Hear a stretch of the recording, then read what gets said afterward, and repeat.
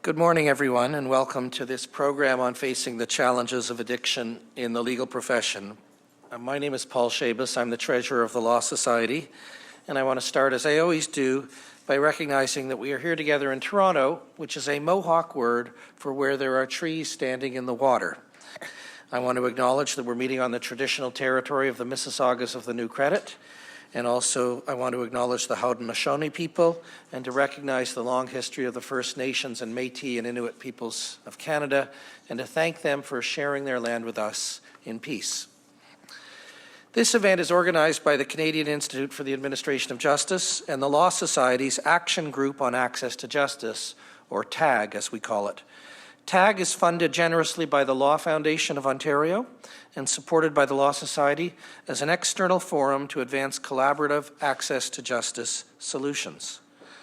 Recent studies, such as the one you'll hear about by Patrick Krill this morning, indicate that legal professionals are more likely than any other profession to have substance abuse issues and other mental health concerns.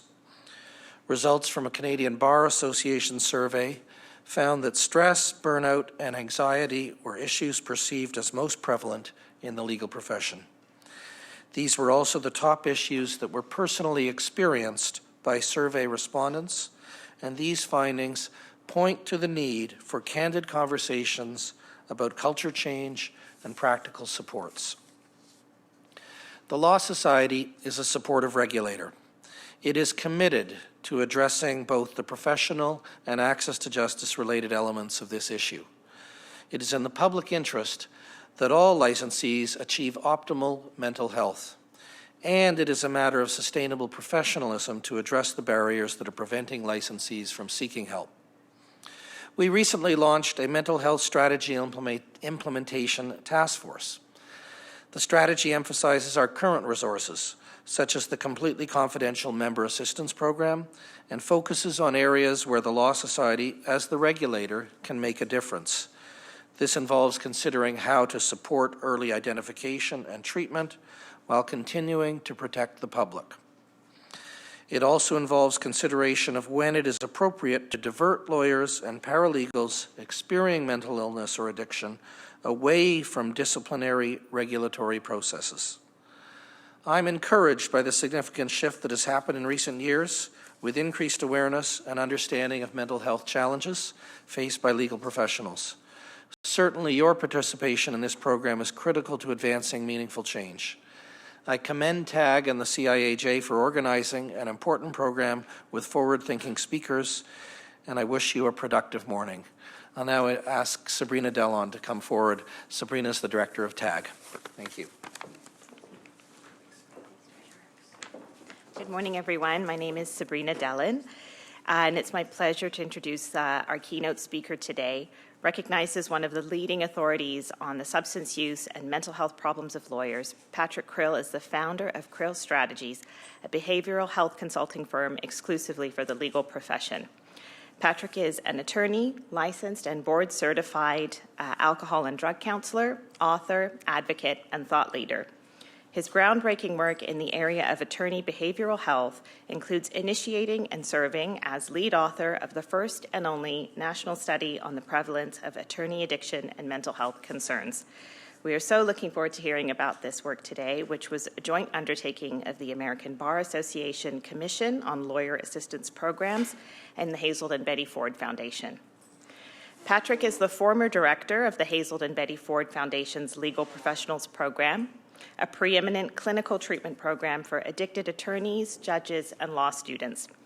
While leading that program, he counseled many hundreds of legal professionals from around the country who sought to better understand and overcome the unique challenges faced on a lawyer's road to recovery. Patrick has been quoted in a range of media outlets, including the New York Times, Washington Post, Chicago Tribune, and countless legal industry trade publications and blogs. We are delighted to have Patrick with us today. Please join me in giving him a warm welcome.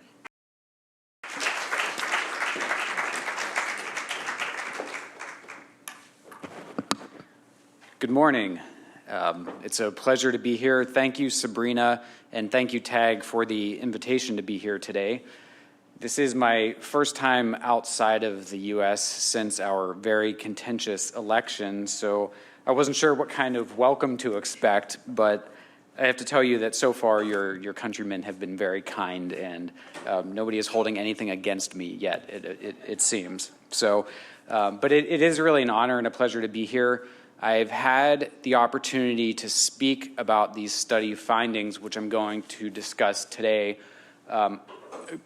more times than I can count over the last 8 to 10 months. I've been traveling around speaking about these findings a lot, but this is the first time that I've had the opportunity to speak to foreign attorneys, to Canadian attorneys about it. I presented in Vancouver a few months ago, but that was primarily to attorneys from U.S. firms who just happened to be gathered there. So this is a pleasure and it is an honor. I'll speak a little bit more about my background to start. Sabrina shared with you some of my credentials and a little bit about my experience, but I'll tell you in a little bit more detail because I think it will be relevant to understanding some of the comments that I'll be sharing and making today. I am an attorney. I'm licensed to practice law in California. I am also a licensed alcohol and drug counselor. Prior to doing what I'm doing now, which I launched in a company I launched in August of this year, I was the director of the Legal Professionals Program at the Hazelden Betty Ford Foundation, which is the largest nonprofit addiction treatment organization in the United States, headquartered in Minnesota, which is where I'm here from, but we're also part of the Betty Ford Center, which is obviously in California. The Legal Professionals Program that I was directing there is a specialized treatment program for attorneys, judges, and law students, residential treatment program. I mention that because I think it's relevant, and I think the reality is that attorneys, judges, and even law students have unique needs when it comes to overcoming an addiction or dealing with a mental health concern. Everything from their reputation to their licensure concerns, and a variety of things that really do need to be addressed in a sort of specialized way with people who understand their background holistically. So that's the program that I'd been leading for the last 5 years, and during my time there, I had approximately 120 to 140 legal professionals come through my program a year. So I was able to counsel a fair amount and get a pretty good insight into the way that lawyers think, the way that judges think in terms of their substance use and mental health and their ability to then get sober and recover from those issues.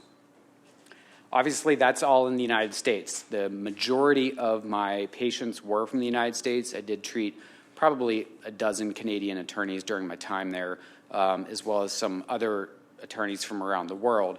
I think a lot of the concerns, a lot of the issues are very applicable, and they really do cross boundaries and cross borders, and it has more to do with the profession than it does where you're from. So I think much of what I'll talk about, including these study results today, do apply here in Canada as well. So I mentioned that I launched a consulting company in July of this year. The reason I did that is because in my time working at Hazelden Betty Ford, it became clear to me that the lawyers who were in treatment were oftentimes facing that was perhaps unhospitable and oftentimes uninformed. When I'm talking about the people on the other side of the desk from them. It became clear to me that law firms really don't understand these issues to the level that they should. And it became clear to me that there was a need. There was a need to provide guidance and expertise to law firms around these issues, which in turn would help the people who are trying to get well. If they go back to work and their firm understands their challenges and they're supportive of their road to recovery, it's going to be a better result. It's going to lead to a better outcome. In addition to that, there is not an adequate amount of education, really, in the United States around these issues, which is another area that I focus on. I focus on educating attorneys and firms about substance use disorders and about mental health concerns in order to prevent them. So people don't need to go to treatment, hopefully, down the road, because prevention is a big piece of this puzzle, and I think it is oftentimes overlooked. So that's my background. That's who I am. I obviously was the lead author of a study about attorney addiction and mental health issues, which is what I'm. That study was a joint undertaking of the American Bar Association and the Hazelden Betty Ford Foundation. Before I get into the details of that, I'll say that it surveyed attorneys, judges, and law students, but many of the issues really are just sort of universal human issues. We're talking about addiction. We're talking about depression, anxiety, and stress. And so to that point, just here in the room, I'm curious, by a show of hands, is there anybody who doesn't know someone, either yourself, a family member, or coworker, somebody in your personal life who hasn't experienced either a substance use disorder, addiction, or a mental health problem? So everybody, right? This is these are universal conditions. These are universal struggles. So even if you weren't getting continuing legal education, I don't know exactly what it's called here in Canada, but even if you weren't getting credit, professional development credit for being here today, this is important stuff.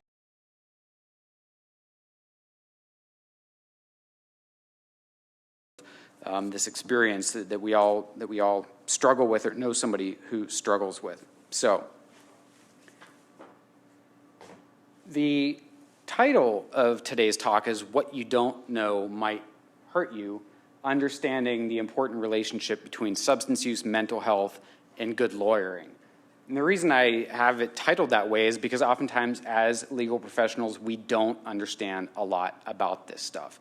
We have maybe a layperson's knowledge, but we also have a knowledge that has been filtered through the lens of being a lawyer, being a law student, or being a judge. So really we have a lot to learn. And it can be detrimental, if not for yourself and your own ability to either steer clear of these issues or recover from them, you're going to experience people who are dealing with these issues in your professional life. And there is a clear and direct relationship between substance use, mental health, and good lawyering, doing the things that you are trained to do, educated to do, and are expected to do. And I will delineate that connection and try to explain it as well as I can today. This is a gratuitous headshot of me, just in case you weren't sure who was speaking to you. So these are the objectives for today. First of all, I'd like you to understand the newly published data on the substance use and mental health concerns of U.S. attorneys. Again, I mentioned, I think much of this data is applicable to Canadian lawyers, the Canadian legal system as well. There was an article on the CBC website, Canadian Broadcasting Company website, published a couple of days ago about substance use and mental health in the legal profession. I was interviewed for that, as well as another one of our panelists today, Doron. That interviewer, the reporter, asked me whether or not I thought the findings of the study were applicable in Canada, and I do. I really do. So even though this is a study on U.S. attorneys, I don't think you need to be hearing it with any sort of caveat or qualifier or disclaimer. That's the first objective, understand the study and what we found. The second objective is to learn some of the warning signs of problematic substance use and depression. Know what to look for in yourself or others. Problems to substance use disorders and mental health problems, because we are.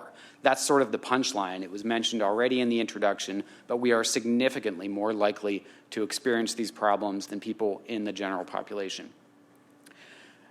Identify some of the reasons to take action. Why should you care? Why should we care? Why should we be compelled to do something about this? There are a lot of reasons, and I'd like to identify some of those for you today. Explore what the profession as a whole can do to address these problems, and then finally, to examine what law firms can do internally to address these problems. That's a lot, probably too many objectives. It might be a bit ambitious, but I think we'll get through it, and hopefully you will still be wide awake. So let's talk about this project. Let's talk about this study.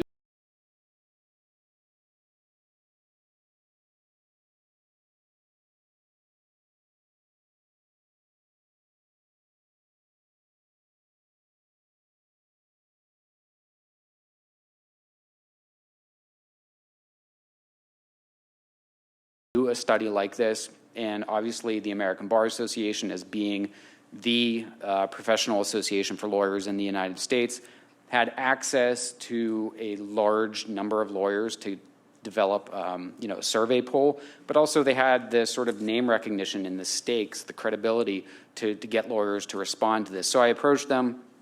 They were a little reluctant at first, but ultimately saw the value in having this data.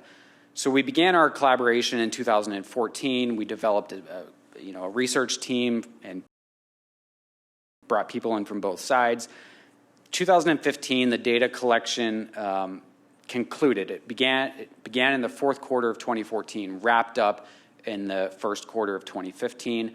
I mentioned that just in case you're curious how current these numbers are and this information is. So it was all drawn from the fourth quarter 2014, first quarter of 2015. And then in February of this year, 2016, the study was published in the Journal of Addiction Medicine, which is the peer-reviewed scientific journal of the American Society of Addiction Medicine. So that's where you can find the study. It maybe was. It's published open access, so you can certainly download it and share it and distribute it freely. And I encourage you to do that. There's a lot more in there, including a lot more tables than I will be able to really dive into today. So what did we know prior to this study? Well, the short answer is not a lot. We did not have a lot of good information on the addiction and mental health problems of lawyers. The data that we had was both limited and outdated. As clinicians working in this field, we were primarily relying upon data that was drawn from one study, which was published in 1990, data collected in the late 80s, and that was on Washington state attorneys. So it was only one state in the U.S., and that was the study. That's what we knew about attorney addiction, at least in the U.S. There have been some other studies internationally, but very, very limited here in Canada as well.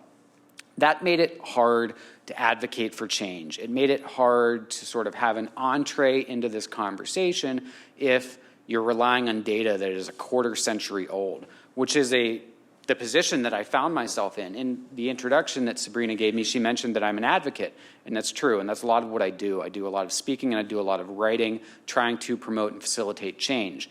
Well, when you're dealing with a profession that is staunchly oftentimes resistant to change, or at least to rapid change, you better have something credible to hang your hat on for your argument, and I got to tell you, old data that was drawn from a really small sample in one state wasn't it. So it was hard to work with that, and as a clinician, it was also hard to formulate sort of strategies for dealing with this population and helping them, because we didn't really know the scope of the problem. That study found that the rate of problem drinking in the legal profession was double what it was in the general population in the U.S. at the time. That translated into this sort of folklore, almost understanding of lawyers being, quote unquote, twice as addicted as the general population. And that was what lawyer assistance programs in the US and probably here in Canada were running with, that sort of understanding. Lawyers are twice as addicted. And it also showed that there was a significantly elevated rate of depression among attorneys. There have been a limited number of studies which have also demonstrated a connection between substance use problems and malpractice and disciplinary issues. That one, I don't think you need data to understand. If somebody is impaired, if somebody's struggling, they are far more likely to fall victim to malpractice and issues which would run them afoul of the attorney regulator. Going the wrong way there. So that's what we knew previously, and you can see why we needed some new data. We didn't really know enough. So what do we know now? A lot more. I'll tell you a little bit about the actual survey pool. Who participated in this study? You'll see the number there says 12,825 licensed employed attorneys and judges. We started off with approximately 15,000 people who participated in the study, and they were drawn from 19 states representing all geographic regions of the U.S. We could have, pushed to get participation from all 50 states, but we thought we had enough, and it was more important to have the data than delay this project by a couple of years. So we started with 15,000, But we decided that the inclusion criteria to be included in the final analysis should be such that you were licensed, currently employed, but this is the key part, currently employed in the legal profession. Because we wanted to have a snapshot of the impact that these issues were having on the practice of law, and not just on people who had maybe gone to law school and then gone off and done something else. So that's why we had to throw out a couple of thousand people. We still ended up with 13,000, a really robust data sample. And you can see our demographic breakdown there on the slides, which aligned pretty well with the published demographics by the American Bar Association for the legal profession in the US. So it really is a pretty representative sample. That's who participated in our study. Again, 19 states, all geographic regions. So how did we conduct this study? How did we construct it? Well, the research team decided that we should use survey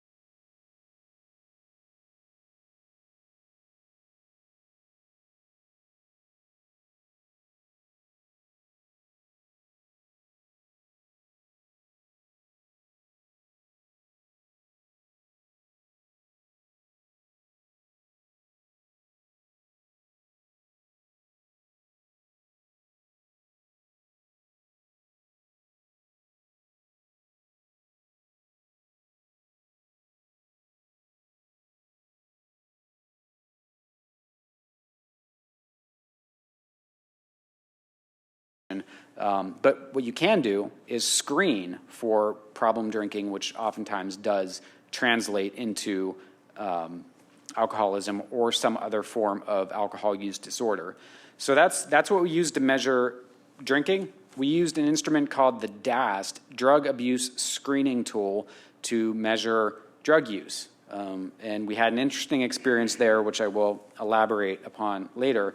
And then in terms of mental health, we used an instrument called the DASS-21, Depression, Anxiety, Stress Scale 21 question version. So again, widely used, replicable, reliable, and predictive, valid instruments that we felt very confident using. So who participated? You can see here charts of the professional characteristics of those who participated.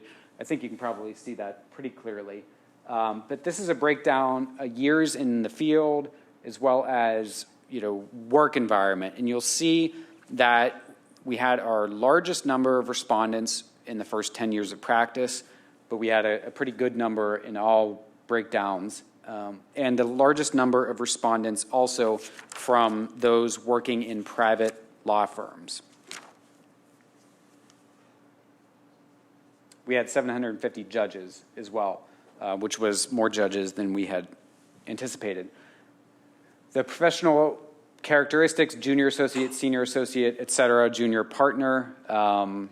Just, if you want to go back and look at this, these tables are in the study, which I mentioned you can download.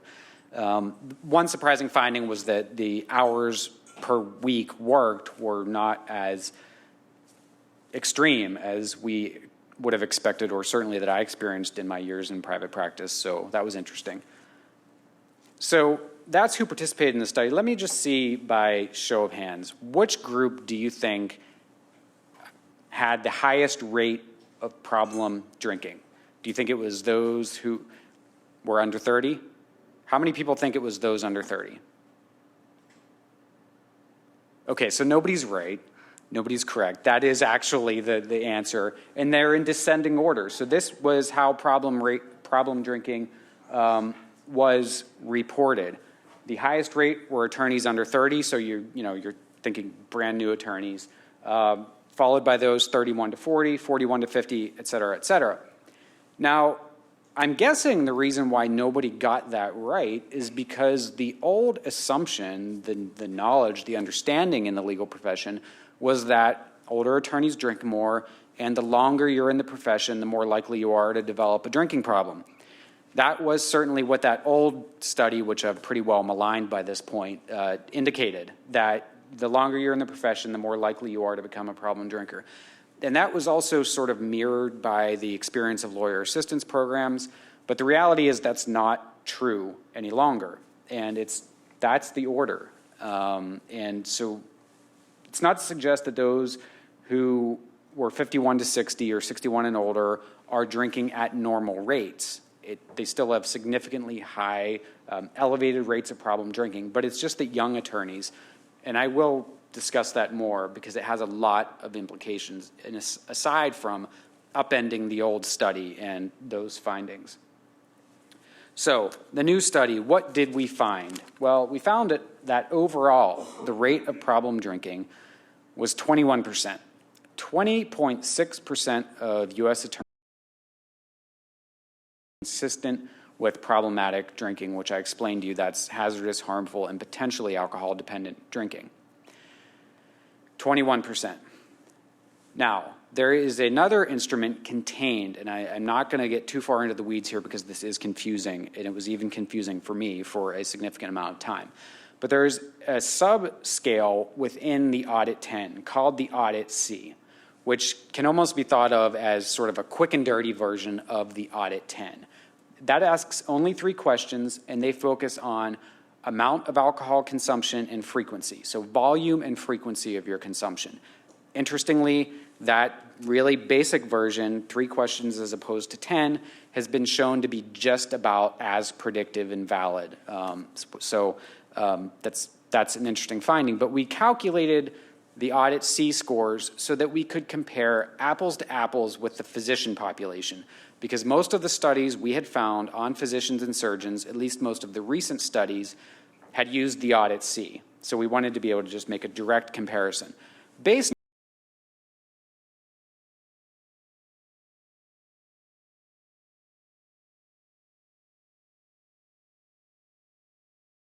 yourself, well, what's the difference? Why, using one instrument, did you find that 21% of attorneys are problem drinkers, and using another, essentially? But our theory, and it really is just a theory because we don't know why it's different, is that when you're asking attorneys just about how much they drink and how often they drink it, very objective information, it reveals that 36.4% of them are problem drinkers.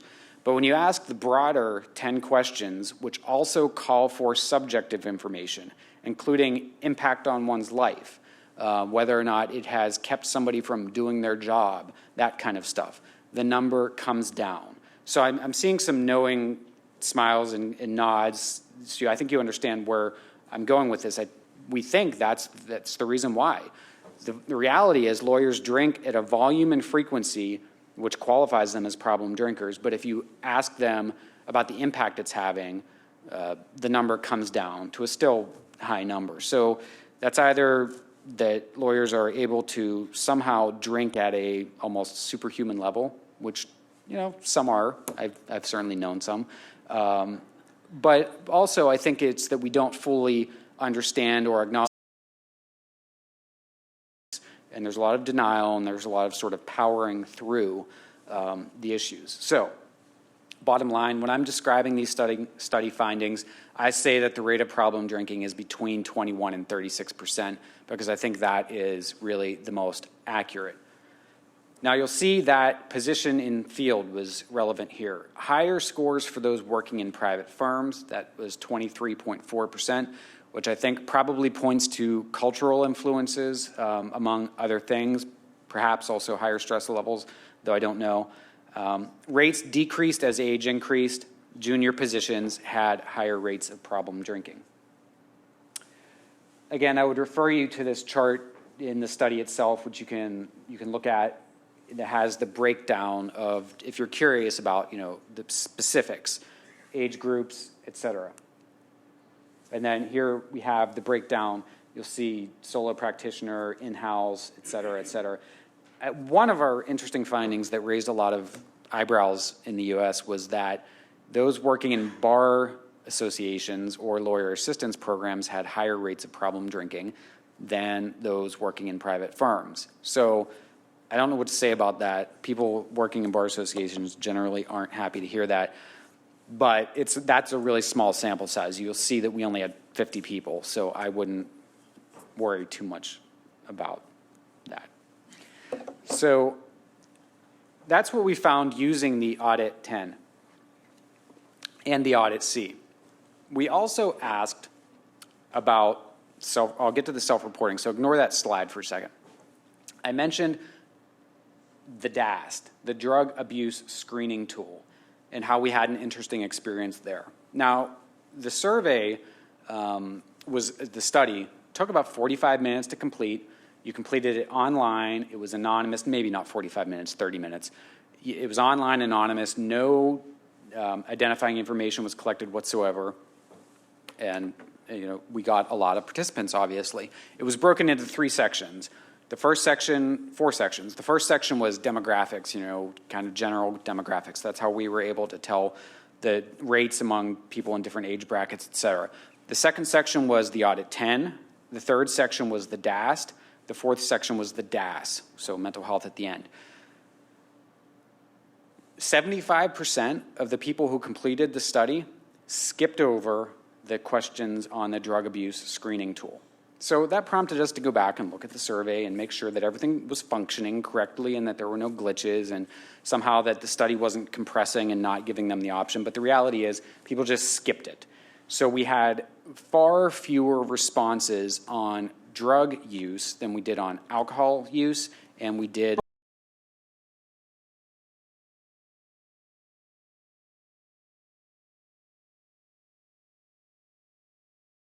there was that the rate of problem drug use is consistent with problem drinking. There's a lot of it, and it is younger attorneys who are experiencing the highest rates.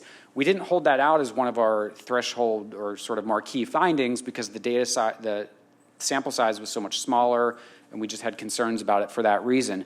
But I think the interesting point there is that fact that most people skipped over that section really only has 2 explanations. One, that attorneys just don't use drugs. So they were skipping it and, just kind of non-applicable. Not us. I can go ahead to the next section.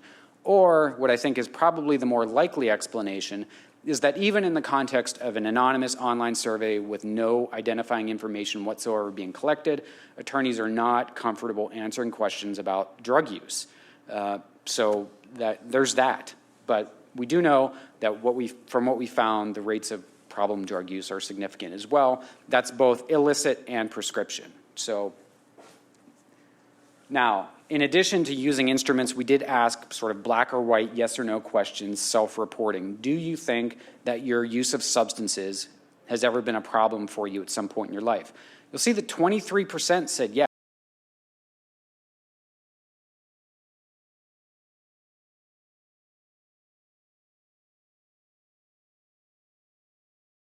Said that it started within the first 15 years following coming into the practice.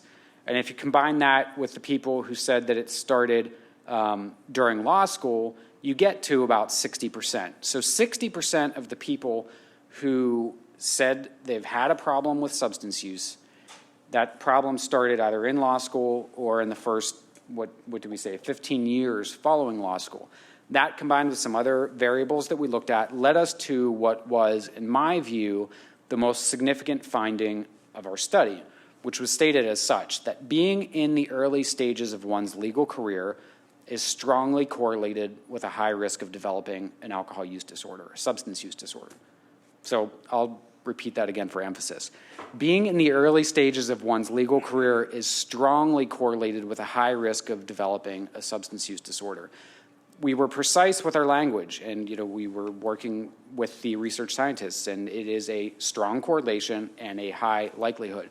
So to me and to my colleagues who are working on this, that really did sort of prompt a discussion, albeit informal, about whether or not the legal profession needs to come with some sort of warning label that you're coming into a profession that is strongly correlated with a high risk of developing a substance use disorder. Clearly, we have a lot of work to do in terms of bringing these numbers back down to earth and helping attorneys be well in line with the general population. I mentioned that we also studied mental health issues. The majority of our coverage, that CBC article aside, the majority of our coverage in the US seemed to be focused on our alcohol findings. I don't know if that's because it's a sexier topic or really what the reason is for that, but I think our mental health findings were equally as compelling and problematic. We found that 28% of attorneys endorsed symptoms consistent with mild or higher levels of depression. Now, this next point, the next bullet point under that, will be interesting to anybody in the room who has either personal, or professional or educational experience with depression. In the legal profession, males had higher levels of depression than females. That is the exact opposite of what you would find in the general population. All of the literature about depression in the general population suggests that women struggle with depression, females, because it's also young children as well, but struggle with depression more so than males. So we quadruple checked that finding because it's so bizarre, but it's true. And so I don't know what's behind that, what explains that, but it's an interesting finding that would be worth following up on and see what it is that is causing men to be more depressed than women in the legal profession, or alternatively, I guess, what about being in the profession is helpful to women in terms of their mental health as opposed to the general population. You'll see that rates decreased as age increased. So our mental health problems, our mental health concerns manifested on a similar trajectory, the same trajectory as problem drinking. Younger attorneys, the first 10 years of practice, are struggling the most, followed by attorneys in the second 10 years, third 10 years, and fourth 10 years. Again, that doesn't mean and should not be heard as attorneys who have been in the profession for 30 years have normal or good levels of depression or anxiety. They're still elevated, they're just not as elevated. I keep mentioning the younger attorneys in the first 10 years of practice because I think that really has profound implications for the future of the profession. We measured anxiety and stress. There I'm talking about chronic anxiety and stress, the type that is problematic, debilitating, can really sort of interfere with your global functioning and your ability to live your life, your quality of life. So we're not talking about the type of anxiety and stress that's situational or motivational or that we all sometimes draw upon to do a good job. 19% of attorneys are struggling with problematic levels of chronic anxiety, 23% with levels of stress that would be considered impairing. Now, you'll see higher scores on the audit correlated with higher scores on the depression, anxiety, and stress scale. So what I want to say about that is that although I've presented the substance use and the mental health findings sort of in a bifurcated manner, the reality is there's a connection there that cannot be overlooked. It's not to suggest that everybody who drinks too much has a mental health problem, or that everybody who has a mental health problem drinks too much or uses drugs. But the reality is there's a strong connection. It presents somewhat of a chicken and the egg problem, but the connection is real. So those with higher scores on the alcohol use disorders identification test had higher levels of depression, anxiety, and stress. Similarly, those who fell within the normal range on the depression, anxiety, and stress scales endorsed far fewer behaviors associated with problem drinking. Now, I can say that in my treatment experience, about 65 to 70% of the legal professionals who came through our program had a co-occurring disorder. Co-occurring disorder is when you have a mental health diagnosis as well as a substance use diagnosis. And the majority, it was close to 70% of the patients that we worked with in my program had that. And I think that that is probably about right in the general legal population. Oftentimes it can be a case of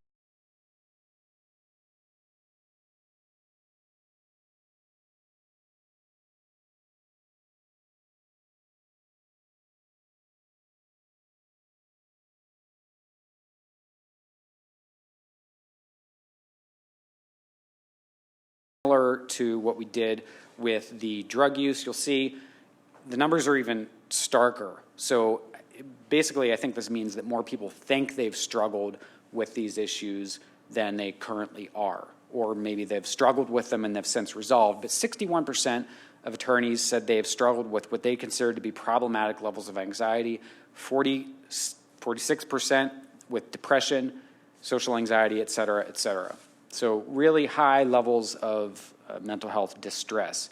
11.5% reported suicidal thoughts during their career, 3% self-injurious behaviors, and about 1% at least one suicide attempt. I don't know about here in Canada, but certainly in the United States, the suicidality of attorneys has been under a spotlight the last several years. There were some states where there was just sort of these outbreaks, if you will, of attorney suicide, and we're trying to understand what's behind that. But it's a big problem. It's a big problem for us as a profession. So that's what we found in terms of our prevalence. We also asked about whether or not people had ever sought help for their issues. You'll see that in terms of the top slide there, mental health, 63% have not sought any form of treatment for a mental health condition. Just under 40% have. The next slide, AODA, stands for alcohol or the drugs of abuse. Far fewer people have sought help for a substance use disorder than they have for mental health.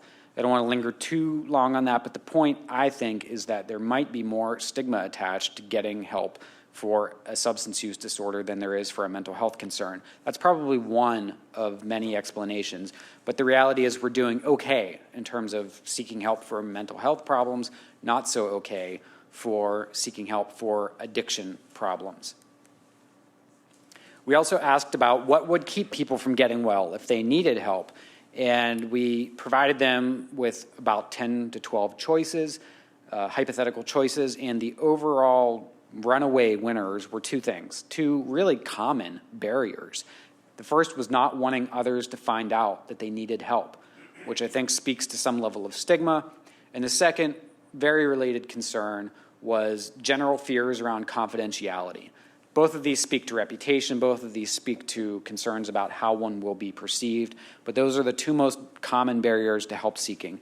I think that's relevant in terms of certainly the law associations, the law society's efforts to encourage more attorneys to get well. We have a lot of work to do to overcome stigma and to make people feel more comfortable about confidentiality of services and the benefit of seeking help. So a summary of the findings really quickly. Attorneys in the U.S. have significantly higher rates of problem drinking and mental health problems than the general population.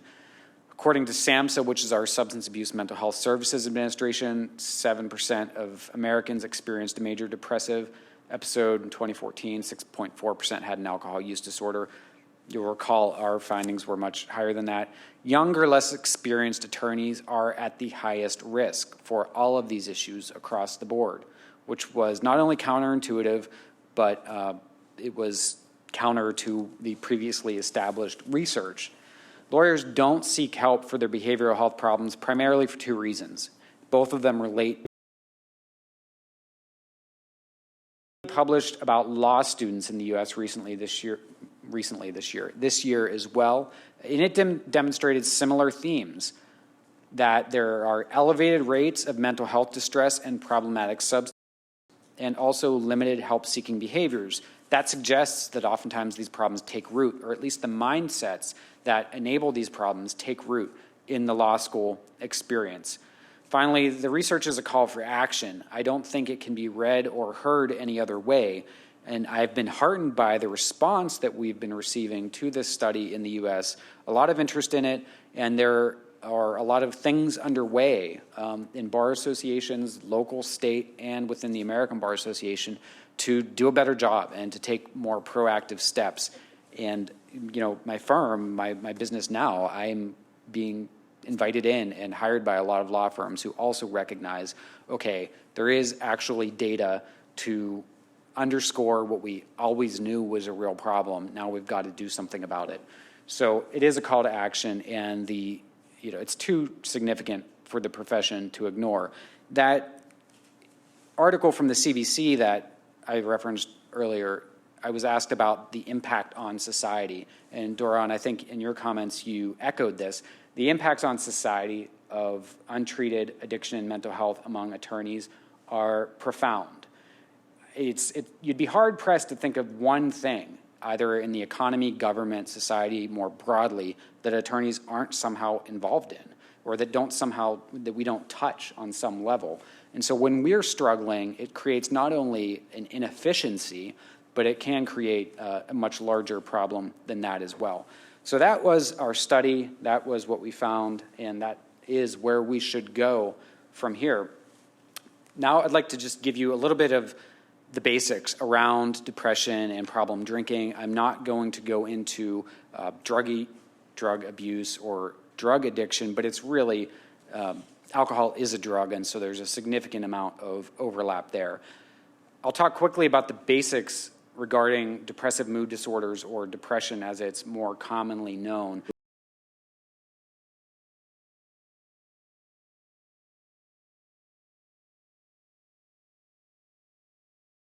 Its contours change, its presentation changes sometimes, and the prevalence might sort of ebb and flow a bit, but the reality is depression is an old problem. 20 million Americans suffered from depression, and the most current statistics that I could find was that 11% of Canadians meet criteria for depression at some point in their lifetime. It dates back to 400 BC. It's been called different things, melancholia, black bile, et cetera, but it's here, and it's been here for a long time. Now, this next point, I would argue, is significantly higher in the legal profession, and that is that the average person who's struggling with depression waits 8 years before getting any sort of help for it. Maybe that's because they don't understand what they're struggling with, maybe it's because they are unaware of resources, or maybe it's because they are afraid of getting help. But that's a long time to be dealing with something that is causing you impairment and agony and not seeking help.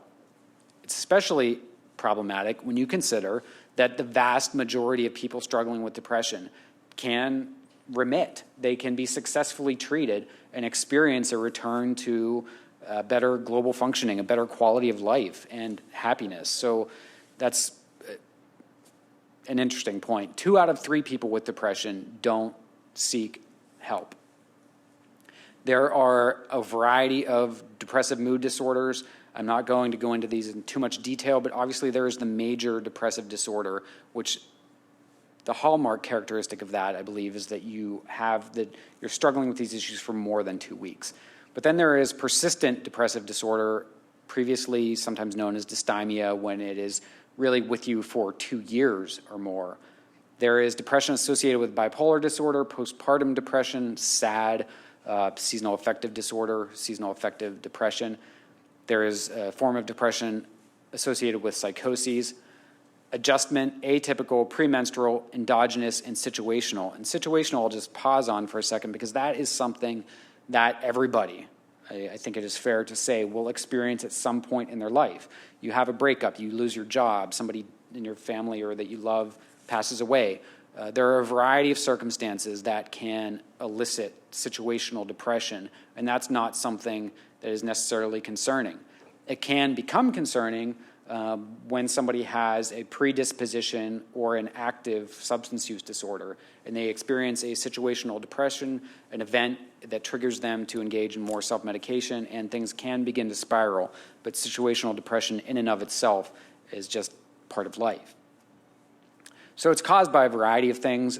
Imbalance in our neurotransmitters is really the main thing that causes it. It can be caused by genetics, environment, hormones, allergies, vitamins, medications, or reactions to those substances.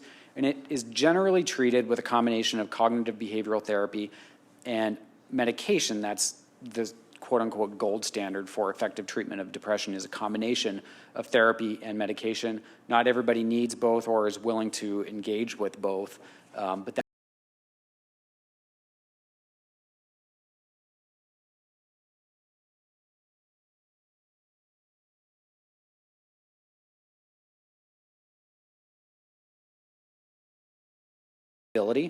fatigue, lack of concentration, having an exaggerated or an absence of appetite, feeling hopeless. That's sort of the almost cliche or stereotypical symptom of depression. lack of sleep, or sleeping all the time.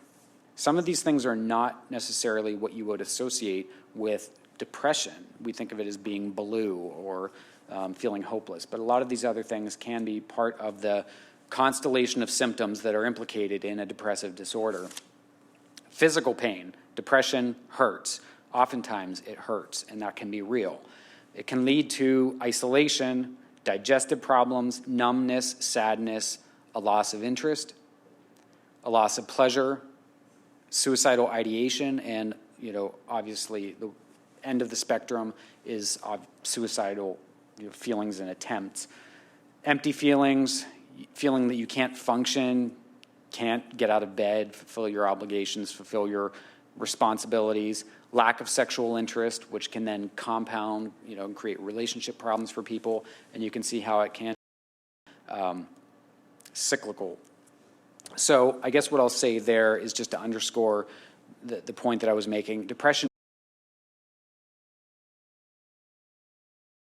symptoms and haven't been able to understand what they might be related to. It might be worth having an evaluation, but if not yourself, somebody in your life has probably experienced some level of these feelings. It's all highly treatable. Now, problem drinking. How do I know? And this is a conversation that a lot of lawyers don't want to have, and I imagine that there are probably some people watching today's presentation who don't want to have this conversation. But it is important. It's especially important in light of our study findings, and I think that knowledge is power, and the majority of people who drink alcohol do so non-problematically, and they can enjoy alcohol on a social or limited basis, that it really doesn't cause any risk to their health or their well-being. But a lot of people also really do cross that line, and they have no idea when. They don't know when they're crossing the line, how they got there, and they don't know how to retreat from that either. Obviously, there are diagnostic criteria. So there's the DSM-5 that would include diagnostic criteria for an alcohol use disorder, but more sort of practically, I have some questions. I was asked by American Legal Media, which runs a bunch of websites. Law.com is one of them. I don't know if you're familiar with it or utilize it. But they asked me to put together a questionnaire, for lack of a better term. I mentioned law.com because you can find this online and share it with people. But these are 21 questions which are based loosely on various diagnostic criteria for an alcohol use disorder, and I'll go through these rather quickly. But do you lose time from your practice because of your drinking, or sometimes drink more or longer than you intended? Is it affecting your reputation as a lawyer? Do you rely on drinking to help you become less shy with colleagues, friends, and clients? The word I would underscore there is rely upon. Do you regularly crave a drink at the end of the day? Have you made mistakes or otherwise underperformed on a client matter as a result of being drunk or hungover? Have friends or colleagues expressed concern about your drinking? Does your drinking make you care less about your responsibilities at work? Do you ever want to drink the morning after a night of drinking? Do you regularly, that's the word I would emphasize there, drink alone? Has drinking led to legal or ethical problems for you? Have you found that you need to drink more than you once did in order to get the desired effect? So that's really talking about tolerance. It's something that many of us were proud of in our youth. Or found that your usual number of drinks had much less effect? Do you avoid drinking with people in the legal community so that you feel free to sort of drink as yourself or the way that you would want to? Have you ever missed or rescheduled a client meeting or court appearance because you were drunk or hungover? Have you gotten into financial problems because of drinking? Is drinking making your home life unhappy or otherwise causing domestic issues? Has your professional ambition decreased since you started drinking? Does it take priority over exercise or other forms of self-care or hobbies that you might otherwise enjoy? So, are you choosing a few beers over that yoga class you used to like or something like that? Do you drink to escape from professional and personal worries or troubles? Have you had a complete loss of memory, a blackout, sometimes called a brownout? I think most people know what that is. Has your physician ever expressed concern that, hey, you might be drinking too much? Has your physician ever asked you the audit 10 questions? That would be a dead giveaway. Do you feel uncomfortable if alcohol is not available in social situations? So without asking for a show of hands about how many of those you were answering yes to in your head, maybe none, maybe 20, I don't know. Answering yes to even one or two of those is really cause to stop and just examine the relationship that you have to alcohol and the role that it plays in your life. You know, if you answer yes to one or two of those, that could probably be explained away in a somewhat innocuous way. But beyond that, the more of those that you're answering yes to, the more likely it is that you have some level of a problematic relationship with alcohol, and it's perhaps occupying too large a role in your life.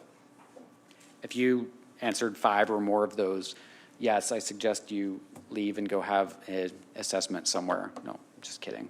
But that would be indicative of a truly problematic relationship with alcohol.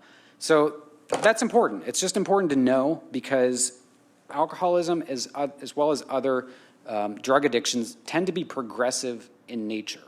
So I think it's important to understand where somebody is in terms of their use, because if you understand that you're experiencing or you're on a path towards problematic use, you can make lifestyle changes, you can course correct, you can do things that could ultimately prevent you from finding yourself in need of treatment or having to, go down a road that you never saw yourself going down. So again, awareness is key. So what are some of the signs of possible substance use disorders? Well, there's a lot here, but these are some of them. Changes in work behavior or patterns, change in eating habits, deterioration of physical appearance, slurred speech, forgotten or misused words, tremors, drop in productivity, drop in attendance, bloodshot eyes. I'm not going to go through all of these, but mood swings, maybe you're lying, you're stealing, falling asleep, tardiness, impatience, just a general sort of drop in your overall performance and personality changes, and a variety of things. I'll say that some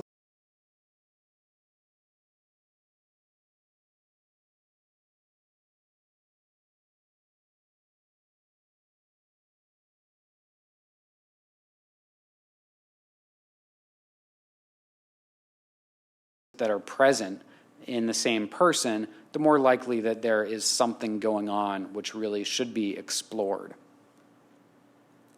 So moving on to something a little bit more interesting, I think. Why does the legal profession have this problem? Well, on the one hand, you could say, how could it not? If you understand the culture of the legal profession, the stress, the mindset, the ethos of attorneys, the prevalence of alcohol and a lot of other things, you could say, how could it not? But I'm going to go through some of the reasons why I believe, and many of my colleagues believe, we have these elevated rates of substance use disorders and mental health. By nature, the work environment is inherently stressful and therefore amounts to a risk factor for addiction. Stress, especially chronic stress, is a well-known, well-studied, and well-established risk factor, either for increasing one's vulnerability to the onset of addiction or for relapsing back into addiction after a period of abstinence and recovery. Stress is really a big piece of the puzzle. Conflict and competition are the norm in the legal profession. I have a number, and I'll let you read through this, but there are a number of reasons why, and this is non-exhaustive. You could all give me 5 reasons that are specific to your work environment that make it uniquely stressful. But the bottom line is, it is a stressful profession that we find ourselves in. Now, there are other stressful professions. Think of physicians, think of surgeons, think of a variety of other highly educated professions, or maybe not even as highly educated, but that have stress. I would argue that one difference is that in those professions, you don't generally have somebody who is just as talented, just as smart, and just as motivated as you on the other side, trying to undo everything you've done, right? That is uniquely legal. It's our adversarial system, but it's also just kind of the way we think as lawyers. So that's unique. That's a challenge that's not present, for example, in the medical profession, where they do have a lot of stress. But there are a lot of other things too. The high and possibly unrealistic client expectations. I started practicing law in 2002, and at the time, you weren't expected. We had BlackBerries at the time, but it wasn't quite the electronic leash that it's become today, where you really are, especially if you're in a firm, expected to basically be available all the time. That's led to unrealistic client expectations, and that can amount to chronic stress. You're never switching off. You're never powering down. You're always on alert. There's just some more examples of things that feed into or layer upon the stress: billable hours, long hours. Being a good lawyer doesn't necessarily translate into being a good person or being a good coworker or colleague. So there can be really some conflict there, time pressures, et cetera, et cetera. So bottom line, stress. It's uniquely legal. It is something that I don't see any quick fixes to that. It's a systemic, it's a structural problem, and I'm not sure we can do much to change that. So I think we're going to be tasked more with trying to combat it and mitigate its effects. But beyond that, there's another reason. Alcohol is deeply ingrained in the culture of the legal profession. Heavy drinking, regular drinking are not only normalized, but they're oftentimes expected and encouraged. I mentioned earlier that one of the highest rates of problem drinking was in private firms, and I think that could have something to do not only with the stress, but also with the cultural aspect of the expectation that everything, if it doesn't center on alcohol, it involves alcohol, at least peripherally. So heavy drinking, regular drinking, normalized. That normalization can keep people from recognizing a problem or a budding problem in themselves, because they might be thinking, there might be some internal warning bell going off, hey, I think I've been kind of really pushing it a little bit too hard, consuming a little bit too much lately. But guess what? They look around them, and most of the people in their firm or their professional orbit are doing the same thing. It becomes less of a concern, and they think, okay, well, they're doing it too. At the same time, we de-emphasize healthy boundaries and self-care. So we're encouraging drinking and de-emphasizing behaviors that are help-seeking behaviors. They're disincentivized. Dysfunctional coping mechanisms are widespread and accepted. Personal well-being, our mental and chemical health, are not adequately emphasized as being indispensable to our fitness to practice. I don't know how much they are here, but in the United States, we have probably a minority of states require continuing legal education on these issues. And it's far from what it should be, and it's not the majority. California is one of many states that, in response to this study, is updating its education requirements, and they're looking to find ways to incentivize and train lawyers around these issues. But so far, historically, we haven't been doing well. And that brings me to the fifth point, is the historic and cultural reluctance of the legal profession to deal with these issues. That is evidenced by the fact that my study was the first ever national study of lawyer impairment in the United States. We had one before. Contrast that with the medical profession, which has dozens of studies on the substance use and mental health of physicians and surgeons. Part of that is driven by an intense public scrutiny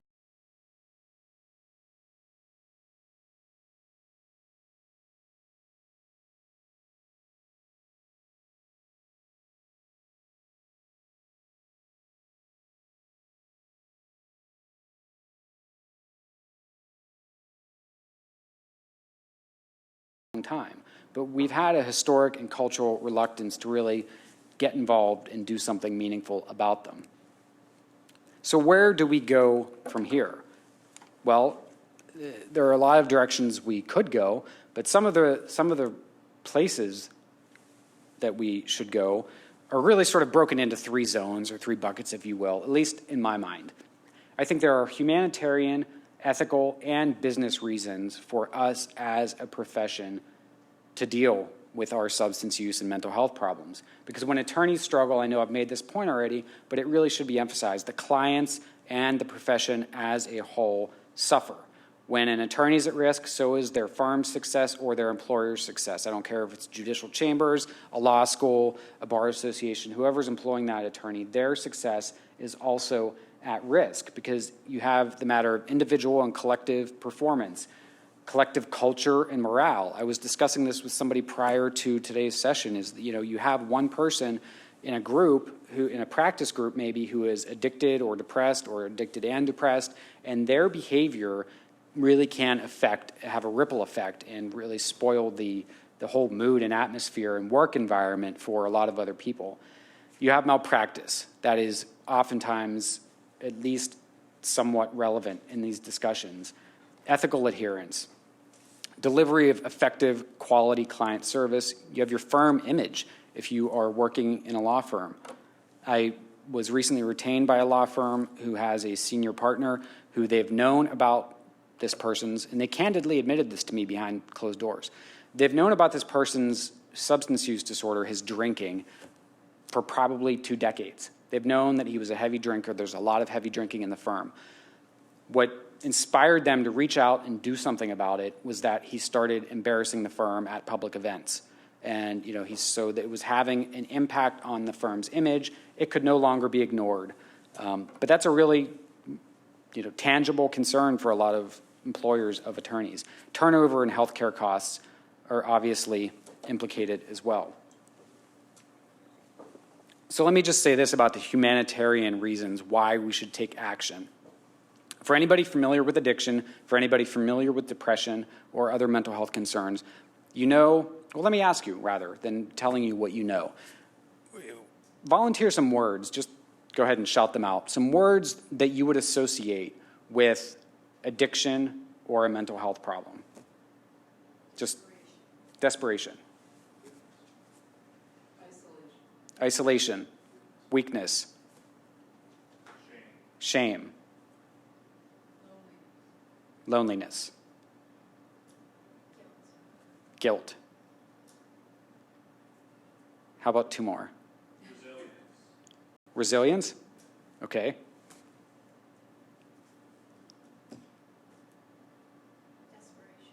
Desperation. So all but one of those were really awful, right? And generally speaking, when I ask that question of audiences, everything I get is awful, a lot of awfulness. Because the reality is, if somebody's in the grips of an addiction, if they're in the grips of a mental health crisis or an ongoing mental health problem, it brings a lot of pain, a lot of suffering, a lot of agony, a lot of personal defeat, a lot of disruption to families and lives and careers, and a variety. I mean, you can go across the continuum, across the spectrum. What we're talking about is struggle. We're talking about suffering. Obviously, there can be resilience, and that's sort of the other end when you get through it and you are able to, sort of become well. But generally speaking, we're talking about humanitarian issues, pain, suffering, and agony. And so that, as people, should make us want to do something about this. Even if we don't care whether or not the person is billing enough hours, even if we don't care that they're embarrassing the firm, even if we don't care, yada, yada, yada, about their performance as a lawyer, we should care about them as a person and what they are actually going through. And if it's yourself, you should care about what yourself is going through, because that's pretty significant. So the humanitarian reasons to take action, we oftentimes give short shrift to in the legal profession, and we kind of gloss over that. And, we're professionals. We're not here to be nice and feel good. But I would encourage you to spend some time thinking about that. Reasons why.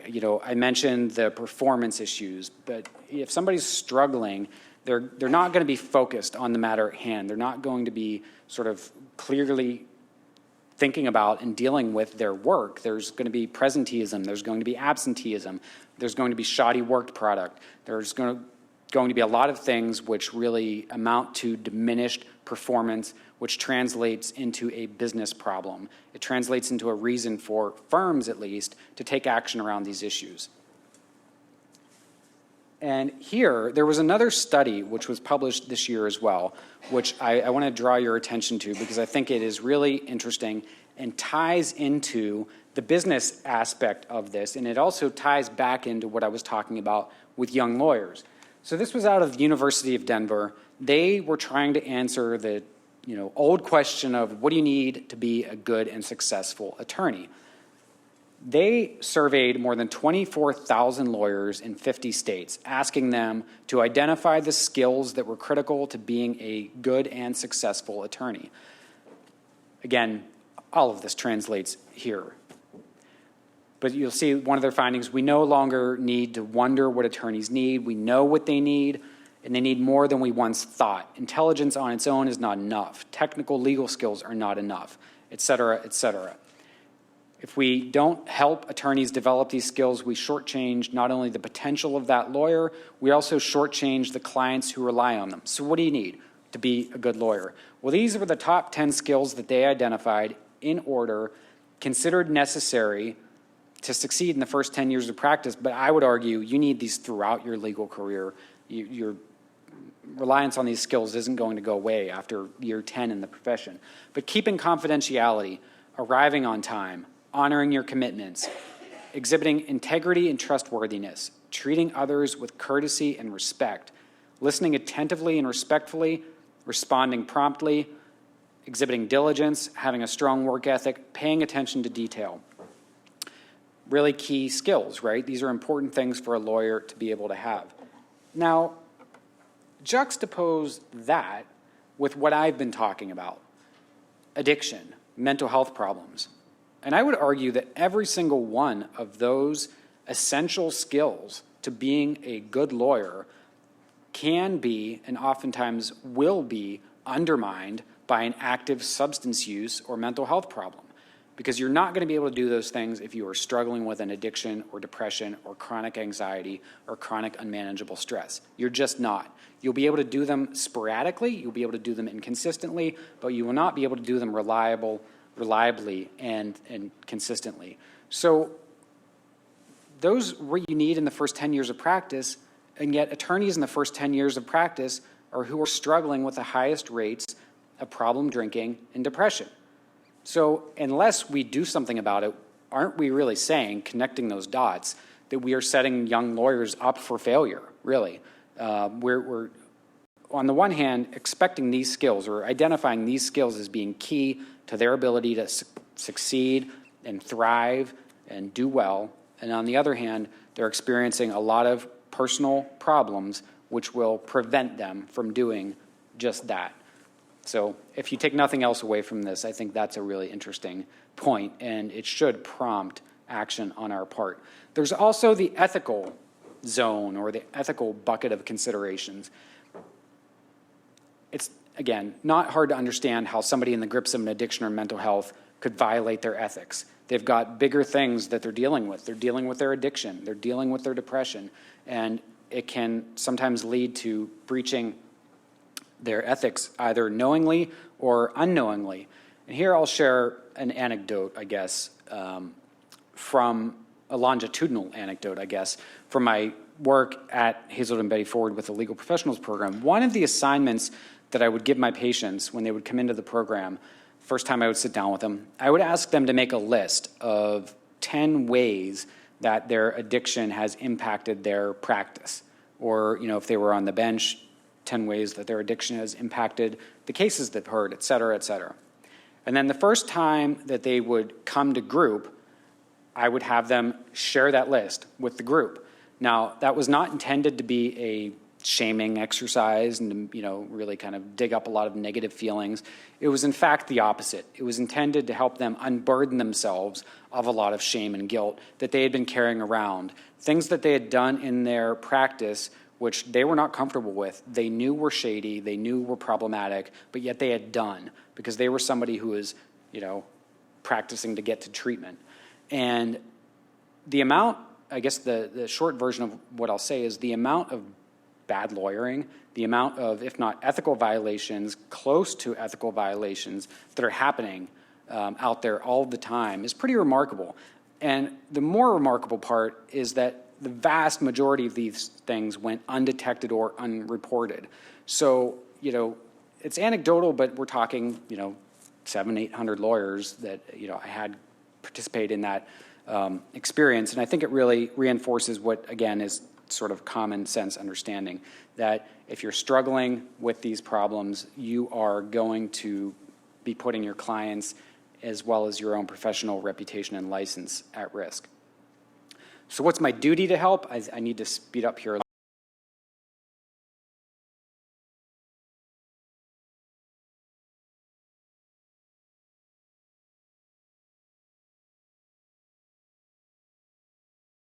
some professional obligations. I don't know what they are here in Canada, but in the US, we do have the American Bar Association formal opinion, says a lawyer is not a medical professional who can be expected to diagnose impairment. Nonetheless, a lawyer may not shut his eyes to conduct reflecting generally recognized symptoms of impairment. And I think that was probably written as a bit of an escape valve, really, because we're not trained about what the generally recognizable signs of impairment are. And in the legal profession, looking the other way is oftentimes the default mechanism. I mentioned that there are some things underway in the U.S. in response to this study, sort of the wake-up call that we're now confronted with hard data. Virginia is one state that is changing their ethics rules, and my understanding is a lot of states are revisiting their ethical obligations and rules around these issues. The interesting point there is that they are now putting the onus on law firms as well, that they have to ensure an impaired attorney does not violate ethics. That is a new obligation, and if a lot of states adopt that, it really will be game-changing, because there won't be the ability to kind of just look the other way. So let me ask, by a show of hands, do you think a lawyer's substance use and mental health is their own personal business? Who says yes? Okay. Well, I appreciate that I've probably been driving the conversation in one direction through redundancy and underscoring, et cetera. But you're right, it's not. If you had said yes, I would have said, you know, does your answer change if you replace the word lawyer with surgeon or pilot?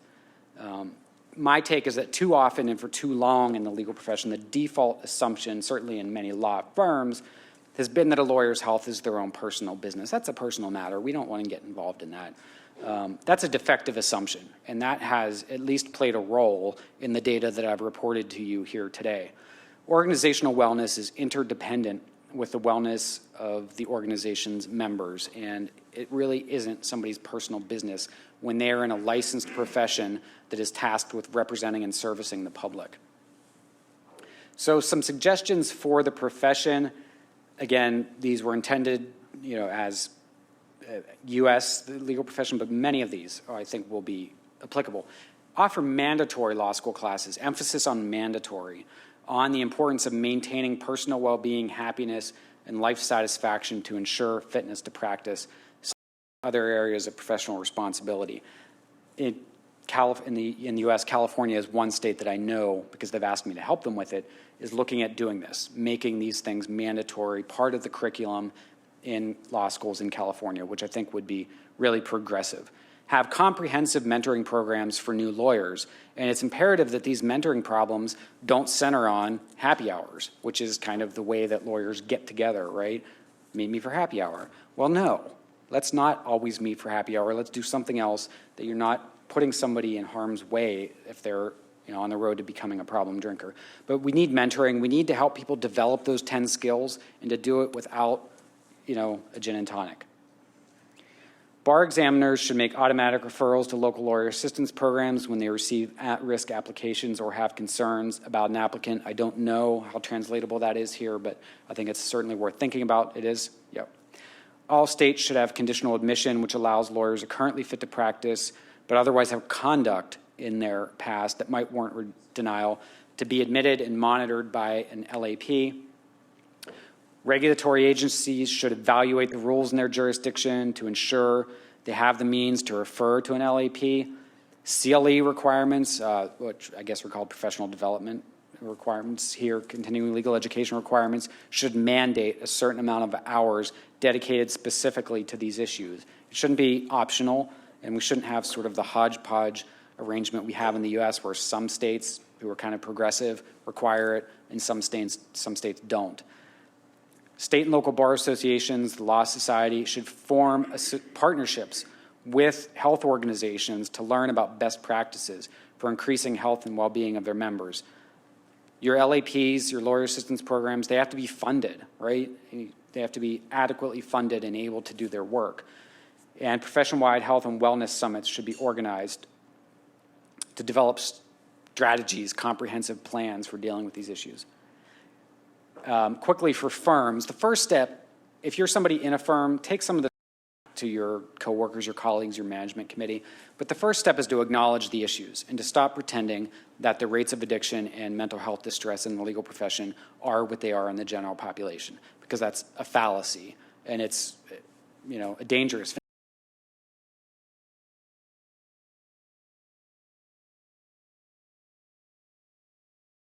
An organization that employs healthy lawyers who are mentally sound and not struggling. Evaluate your firm's policies, protocols, practices, invest in education, training, guidance, and support, make change, follow recommendations that are offered to you by any organizations who you may bring in, and then track your progress. I can guarantee that any firm who invests some time and effort in trying to reduce the prevalence of addiction, mental health in their workforce will see benefits. They'll see increased performance, they'll see less strength, they'll see less volatility, less risk to malpractice exposure, a variety of things. I'm going to, for the sake of time, skip over these. I have some specific steps for attorneys and the firms, but it's really focusing on basically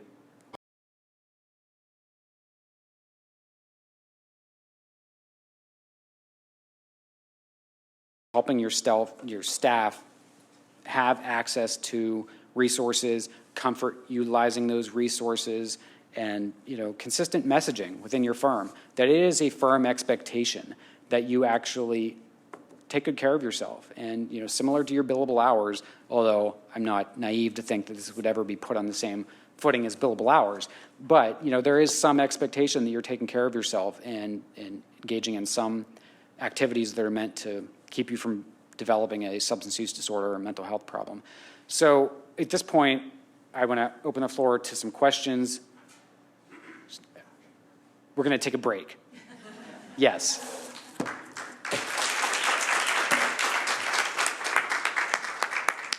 I won't go back too long, sorry. No worries, it's all good.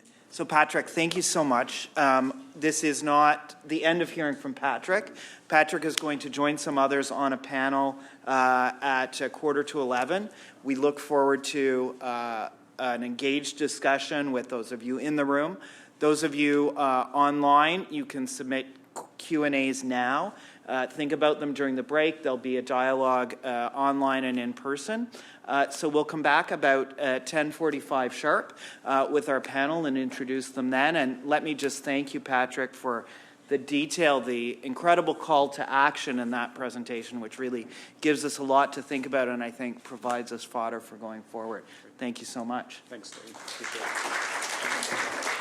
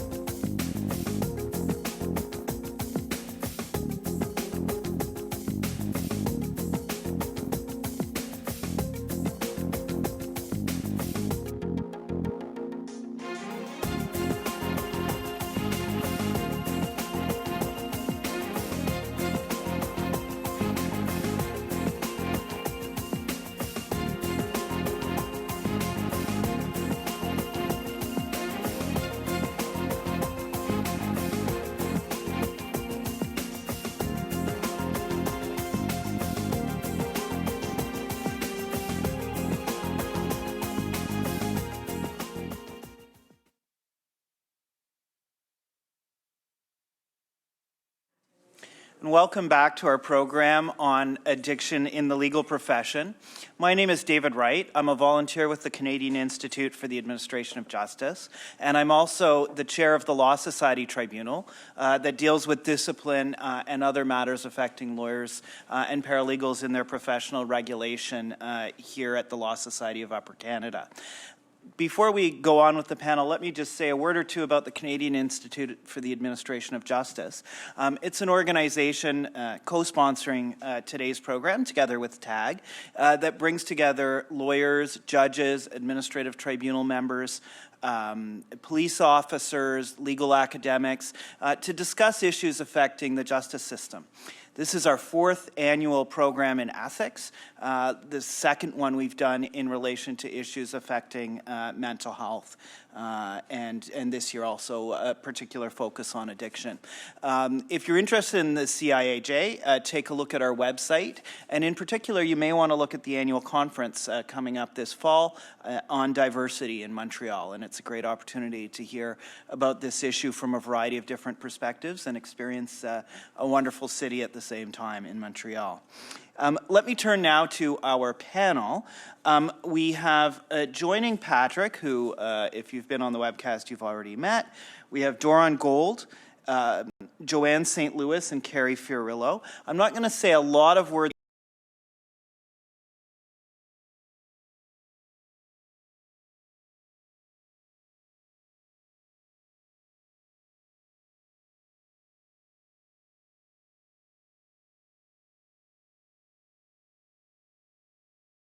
bencher at the Law Society of Upper Canada, among many other things. So I'm going to ask each of you just to start by telling us a little more about yourselves, a bit about your background and your connection to the issues of mental health and addiction. So why don't we start with you, Carrie? Sure. Hi, I'm Carrie Fiorillo, and I struggled with addiction and substance abuse all my life. What qualifies me differently from, I think, the other people on this panel is I'm a drug addict and alcoholic. I say that because this is a lifetime issue.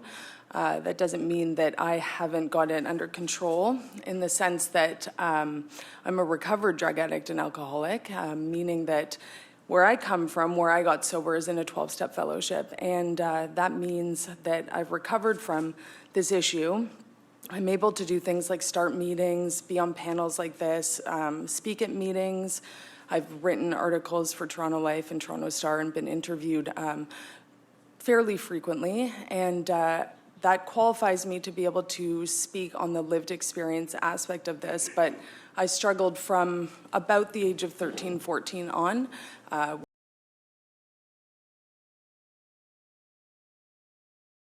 Lawyer, so I had some periods of success, and I went to law school after getting sober and recovering from drug addiction and alcoholism. Thank you. Doron. Thank you for having us. I'm a former practicing lawyer, practiced for about 10 years, primarily in family law, transitioned first into personal coaching and then ultimately into social work and psychotherapy. I've worked in the lawyer assistance field for the past 10 years or so, including right now at the Member Assistance Program, which is Ontario's lawyer assistance program through Homewood Health. Joanne.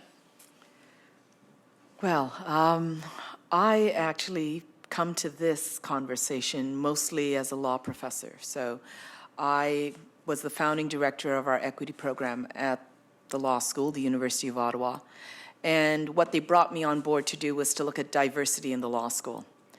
And in terms of doing that, I can tell you, I was really taken with Patrick's statistics. One of the reasons I didn't put my hand up is because much of that I'd seen the report, and I also am very aware of how all of these issues affect my students and how it affects their ability to successfully transition into practice. It goes into their articles, it goes into everything that they do.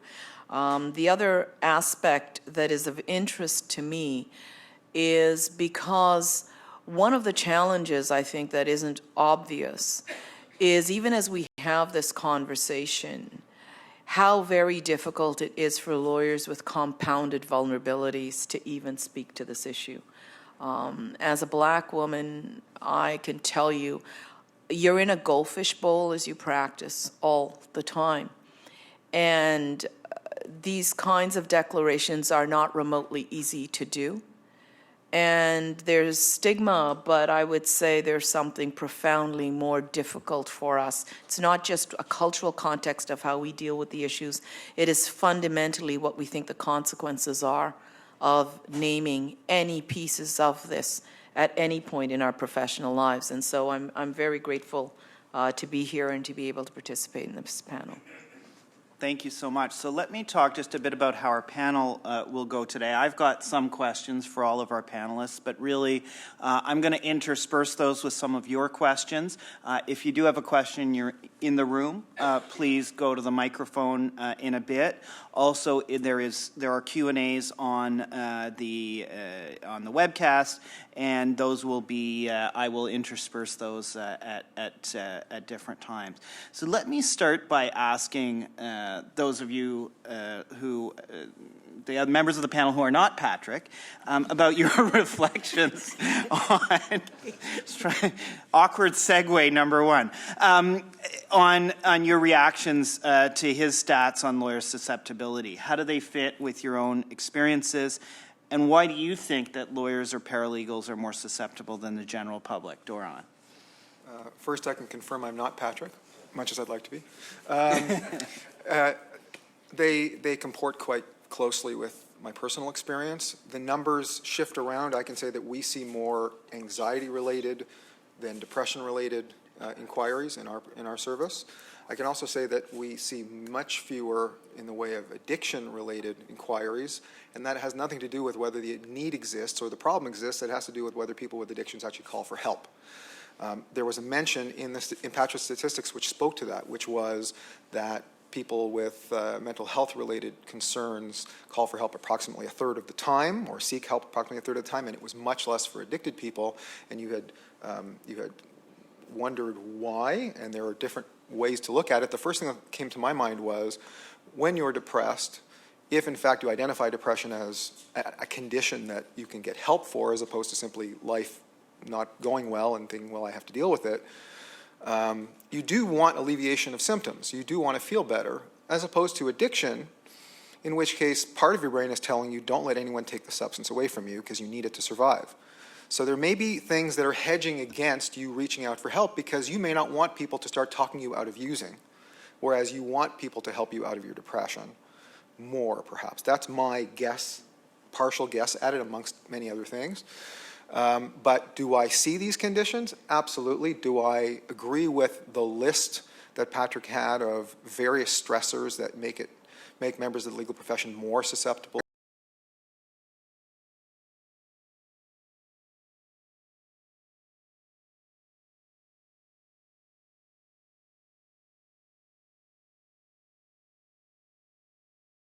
Extra stressors, adversarial system, billing requirements, time management issues, and all of those other issues add into that a personality which is often, if you look at the Myers-Briggs scale, more of a thinking tendency than a feeling tendency. If you're immersed with negative feelings, you may not be so well versed at handling those feelings.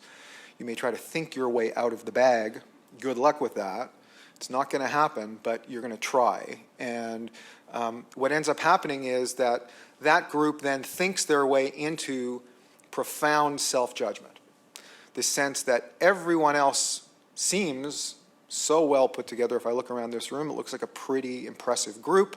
So if I'm suffering with depression, it must be because I'm the failure in the room. There's no way I'm going to tell you about it, because why would I want to expose my unique negative character? There's enormous shame associated with it, and if you're in a profession full of really, really impressive people, then your vulnerability will be viewed that much more as weakness, as shameful. You will stigmatize yourself before anyone else stigmatizes you. So that I will add to the list of stressors, because it seems to me that to be this successful, this bright, this accomplished means that if you're struggling, you're that much more of a failure. And it's not true, but it is the story we tell ourselves. Carrie, in terms of your own lived experiences, how did the statistics that you heard this morning speak to what you've been through? Well, first I want to say that I didn't join the legal profession until after I was so-called out of the closet as a drug addict and alcoholic. But I can say that so when I applied to Dalhousie Law School, my initial essay was about drug addiction and alcoholism, and I was one of the first people who was completely out of the closet that the school had ever had, and I was really open about it, and I think it startled a lot of people. It might have scared them even. People were initially, I would say, very uncomfortable with it, but but soon they became accustomed to it. But it was something that that reaction showed me that this is not something that people talk about in this profession. Even at the law school, people these days, went to school with millennials. I don't know if you've heard of this subsect of the population, but they're very pliable and open and flexible in thinking. And I was shocked at the degree to which this made people uncomfortable. So it demonstrated to me that there's really a lack of dialogue about it. And also, the periods of my life where I had serious academic success, it runs contra to a disease that is filled with self-hatred, denial, total lack in confidence, an inability to be pragmatic and to solve a problem that is persistent and progressive, as was mentioned. And those things are not consonant with being academically successful, being successful in school, going towards a profession that is that asks so much of people. And I think that lack of that inability to understand how those two things can coexist in somebody prevents people from talking about it. It does demonstrate on the surface a sort of weakness because you can't solve this problem. It's not a problem that thinking helps. In fact, thinking and over-analysis hinders progression in my experience. So those two things are totally consistent with what I've heard today. Carrie, what about the law school culture of alcohol and sometimes drugs? How, as an addict going through that, or someone who identified as an addict or having had those issues, how did that strike you coming into that culture with that background? Well, it was the first time in my life that I wasn't the leader of that movement, so it was really strange, actually. Thank God. The first thing that I did when I got to Dalhousie was I got a sponsee, and I mean that I started.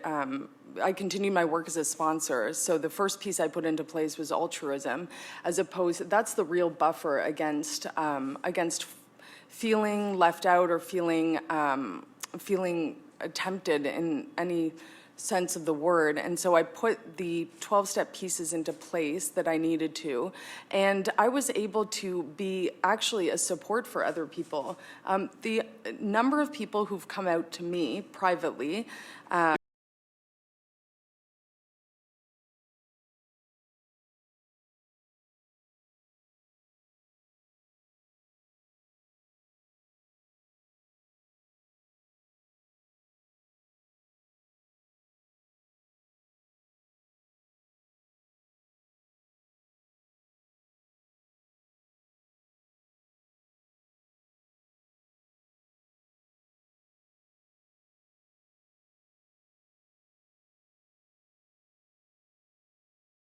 Joanne, from the professor's perspective, what are your thoughts, in particular, on this early career susceptibility that Patrick's talked about? Well, one of the things I know is that there is something, I think, unique and particular about law school that exacerbates the problem. And I'm coming from a very specific space. I was the co-chair admissions access for our law school for, I guess, somewhere between 15 and 20 years. So it meant every access file, the types of personal statements where people were reflecting on their lives, including on challenges of mental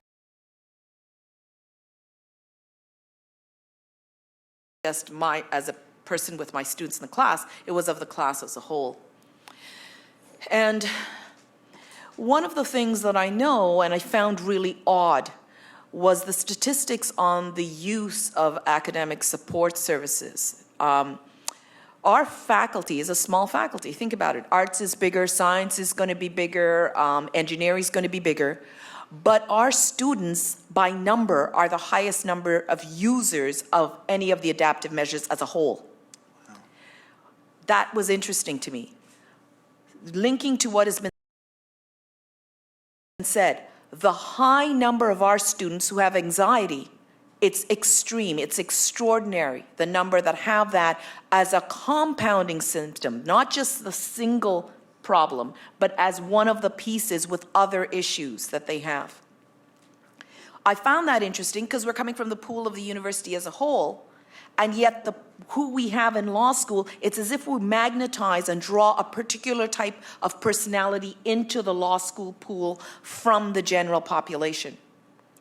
What I see is that these students' anxieties are compounded, and I think this ties, when you ask the question of why is it younger people, I think the reason it's younger people is because they have the least control.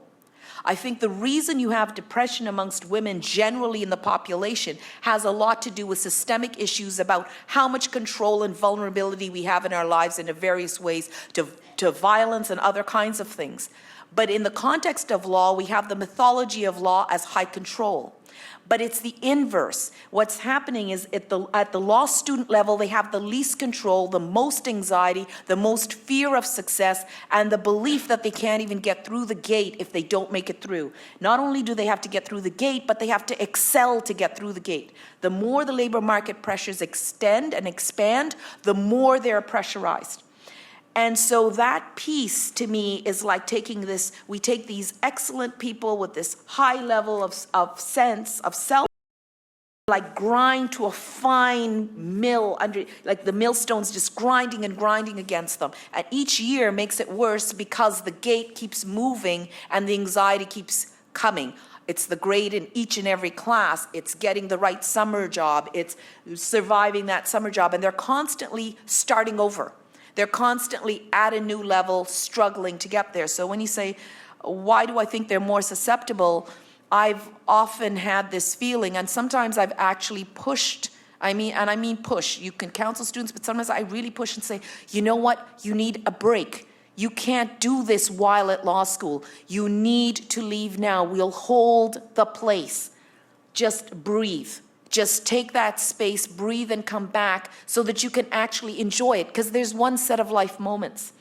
And I think they forget that because they get on this treadmill of trying to get through. They want to succeed. So that would be my feeling about what it is, what makes it unique. And the thing is, the whole way through, we walk around with this myth that it's some kind of bizarre social Darwinism and the strong survive, and that if you're flagging that you're somehow failing, not only failing academically, you're failing yourself.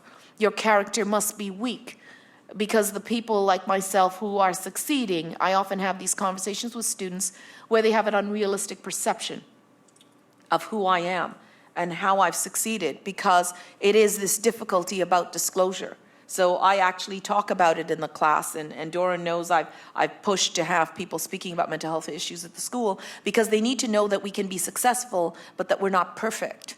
But we do have this mythology of perfection, which is also compounding, I think, the problems for the young people entering the profession. It's also self-perpetuating. I have one piece of advice that I give to law students more than any other, which is don't listen to other law students. They have no idea what they're talking about. Yeah. Because law students make each other crazy. Law students perpetuate myths. They perpetuate notions of what it is to be a successful lawyer as though they have any idea what that takes, of what it takes to be a person of good character, a strong person. And so there's this echo chamber in law schools where they hear each other talk about what is success and what is failure, and they're getting that information from exactly the wrong people.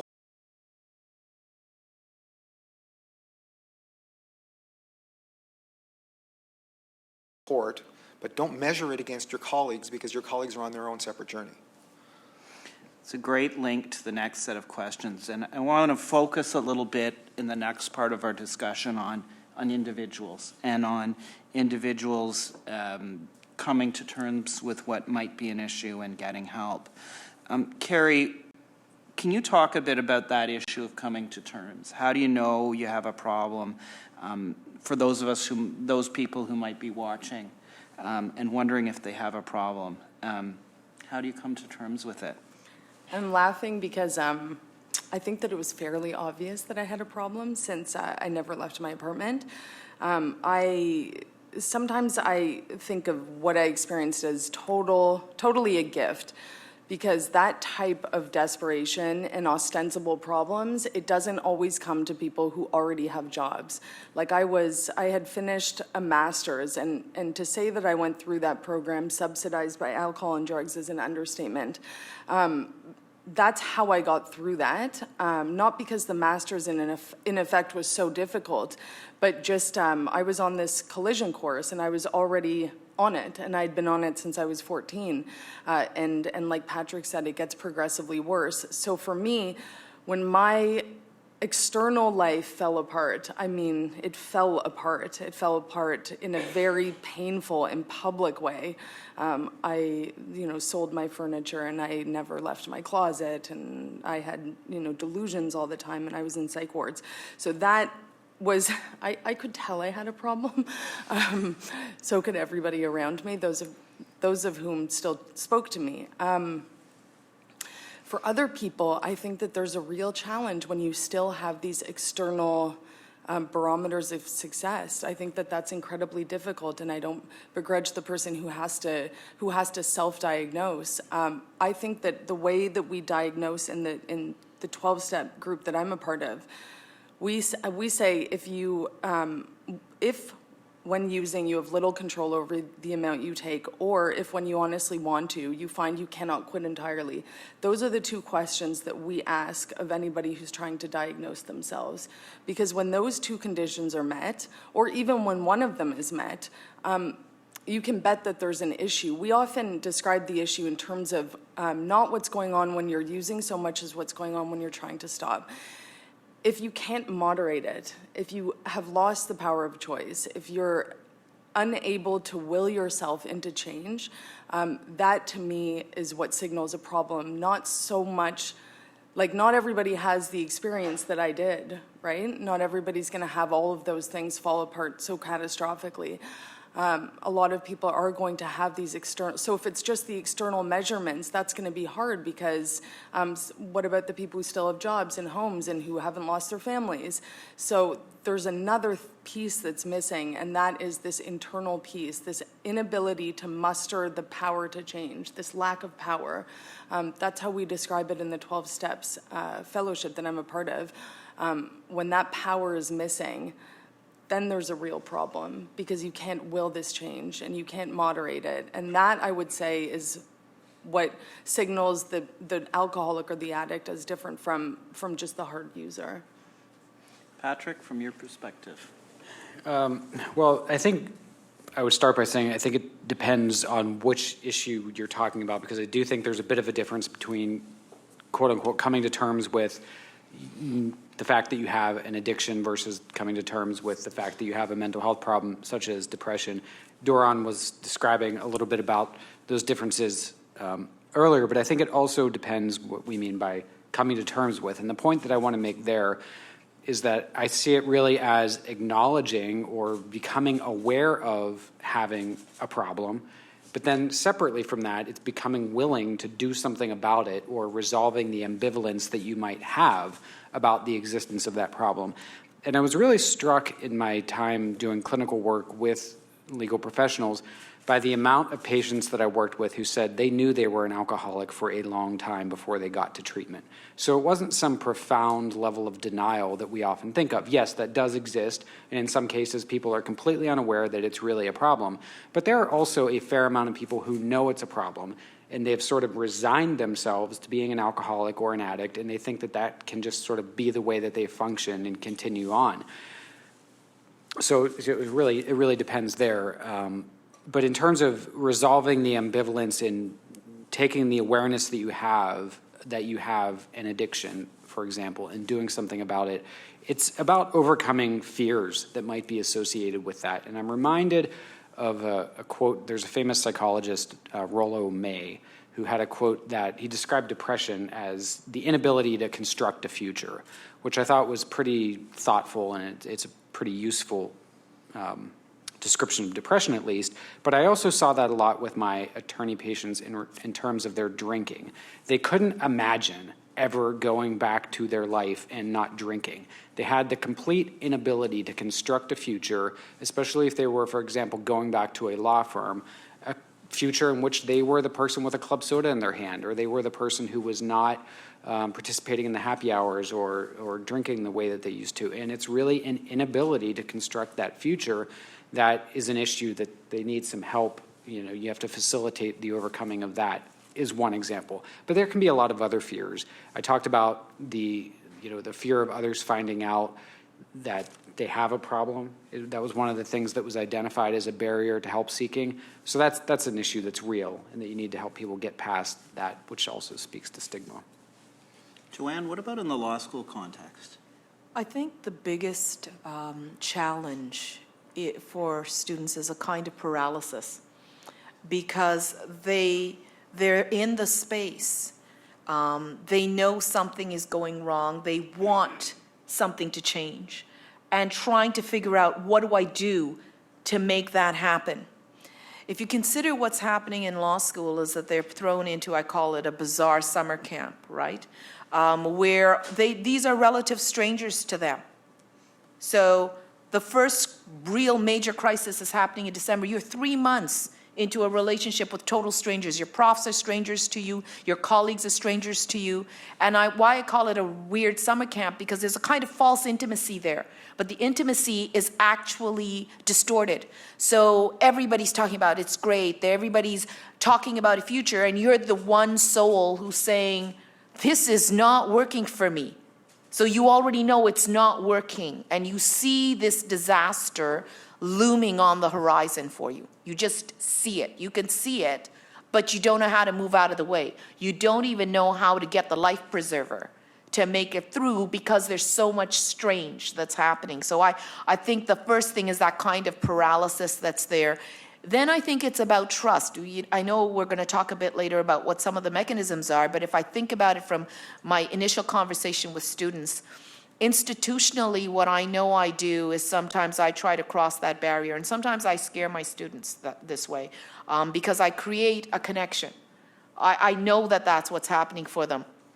And I watch them. I'm one of those people who's not lecturing from notes. And I'm known for somebody's leaving the room, and I'll say, I'd really like you to come by and see me. And of course, if you're in first year, this is like a nightmare. This is a nightmare. My prof wants to see me. And I'll say, look, I want you to come by and see me. I'd like to have a chat.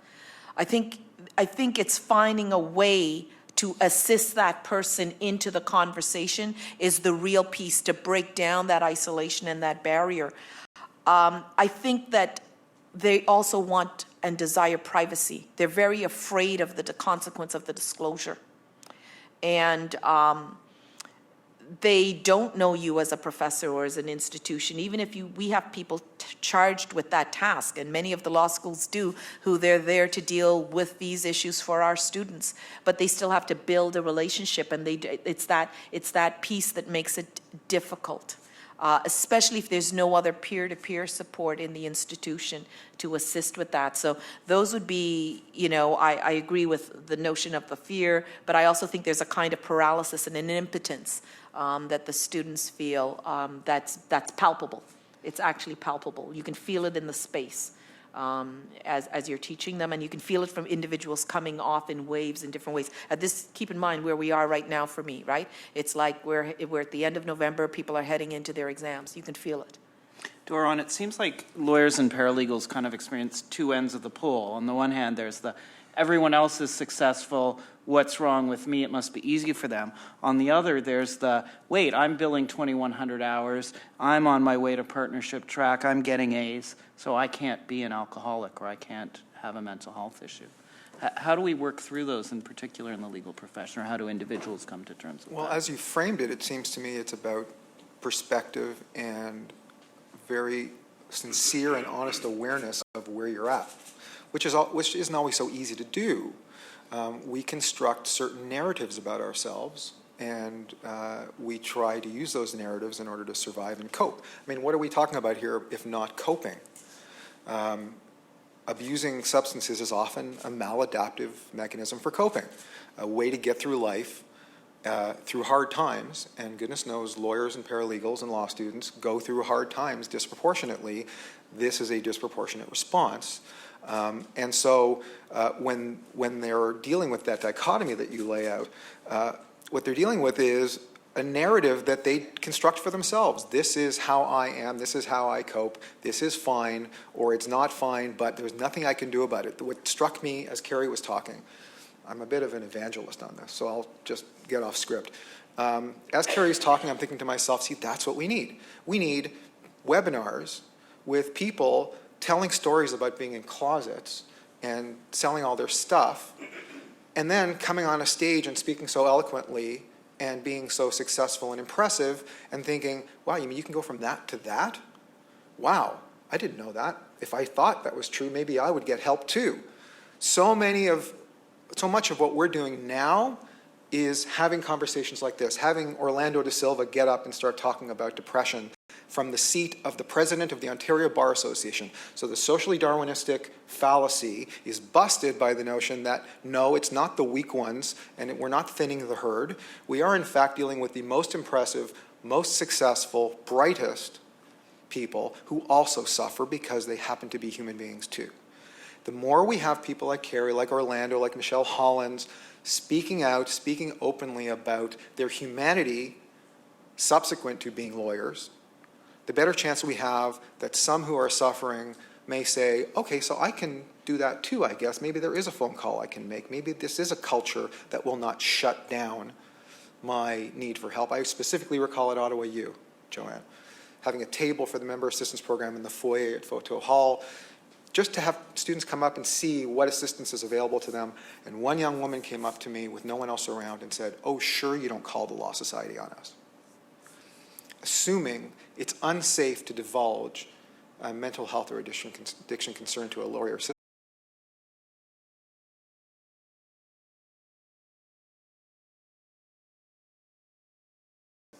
And we don't. And we consistently get that message across so they feel safe enough to do that. But the narrative is, I gotta hide this. And there's no help for me anyway. And that's what we're trying to bust. So let's move on to what help is available. Carrie, you've benefited from 12-step programs. Can you talk a bit about that and other help you know about? Sure.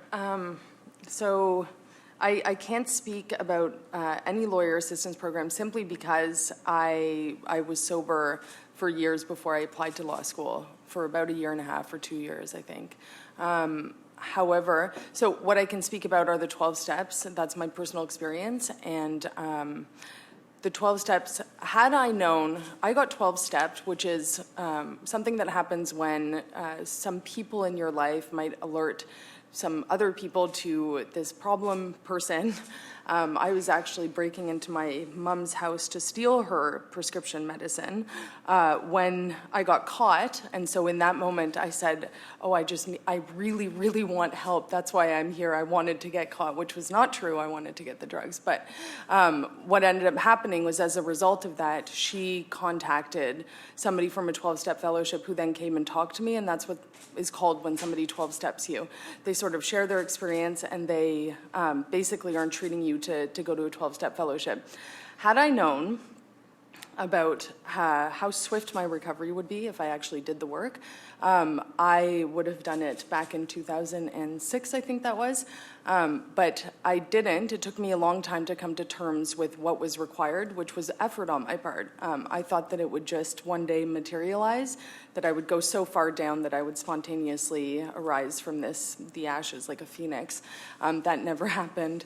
So I had to do some work, and for me, the one thing I can share is that there do exist these 12-step fellowships that people can go to. In my experience, they're immensely, immensely helpful, and it's a plug for 12-step fellowships, in addition to whatever, obviously, that your profession is going to, and in this case, the legal profession is going to provide. There are tons of resources out there, and if I had known that, I mean, it's trite to say, but I probably would have done the work sooner if I had, exactly like Doron is saying, seen the living example of somebody who had gone before me and who was able to be successful.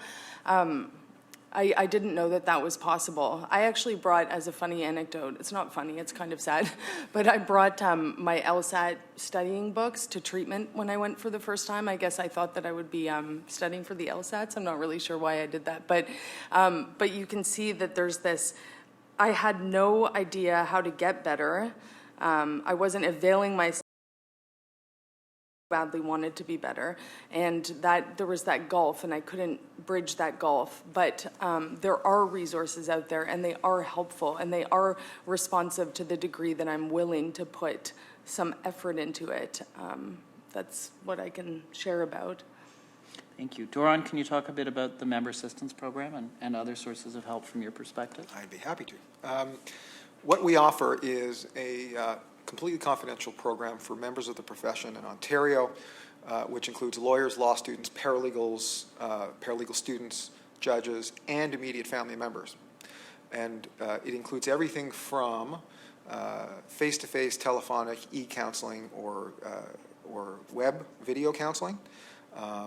And it is with psychologists and social workers available at no cost to anyone who uses it. So when I mention family members, if you've got a 16-year-old son who is struggling in school with depression, they are also eligible to call for counseling. If you want to talk to a therapist who's also a lawyer, you could ask to talk to me. I mean, all of that is available at no cost and completely confidentially. But on top of that, and who's it available to? Paralegals, law students, lawyers, paralegal students, judges, and immediate family members. And we also have a peer support program, which is separate from counseling, because peer support, as Carrie's mentioned, that sense of a similar lived experience, someone sitting across from you who's been through something like what you've been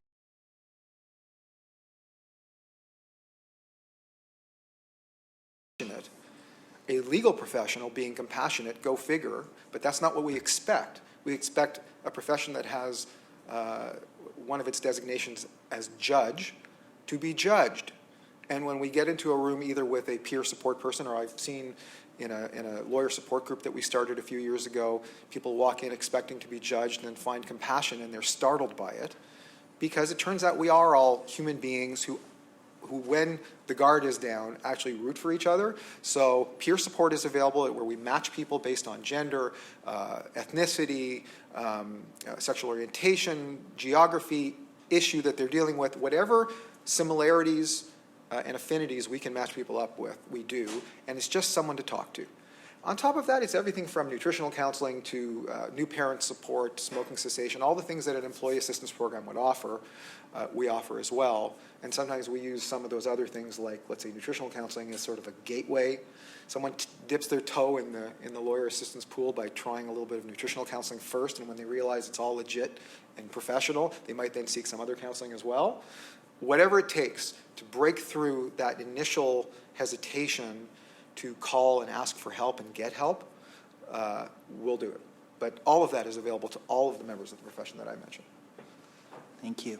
I want to just say a word about, you mentioned earlier the concern about people in this building. And I don't work in this building. I work up the street at 375 University, where the Independent Law Society Tribunal is housed. But certainly I can say that our jurisprudence and our approach at the tribunal, and I think I can say what I see in other parts of this building, is a recognition that there are illnesses, that treatment is important, and that the focus, if issues arise, is on conduct and not who you are. So there may be, and certainly an exploration of whether there is a mental health or addiction reason for conduct that's happened. And I think, well, of course, there's always a certain amount of judging and protection of the public that has to happen.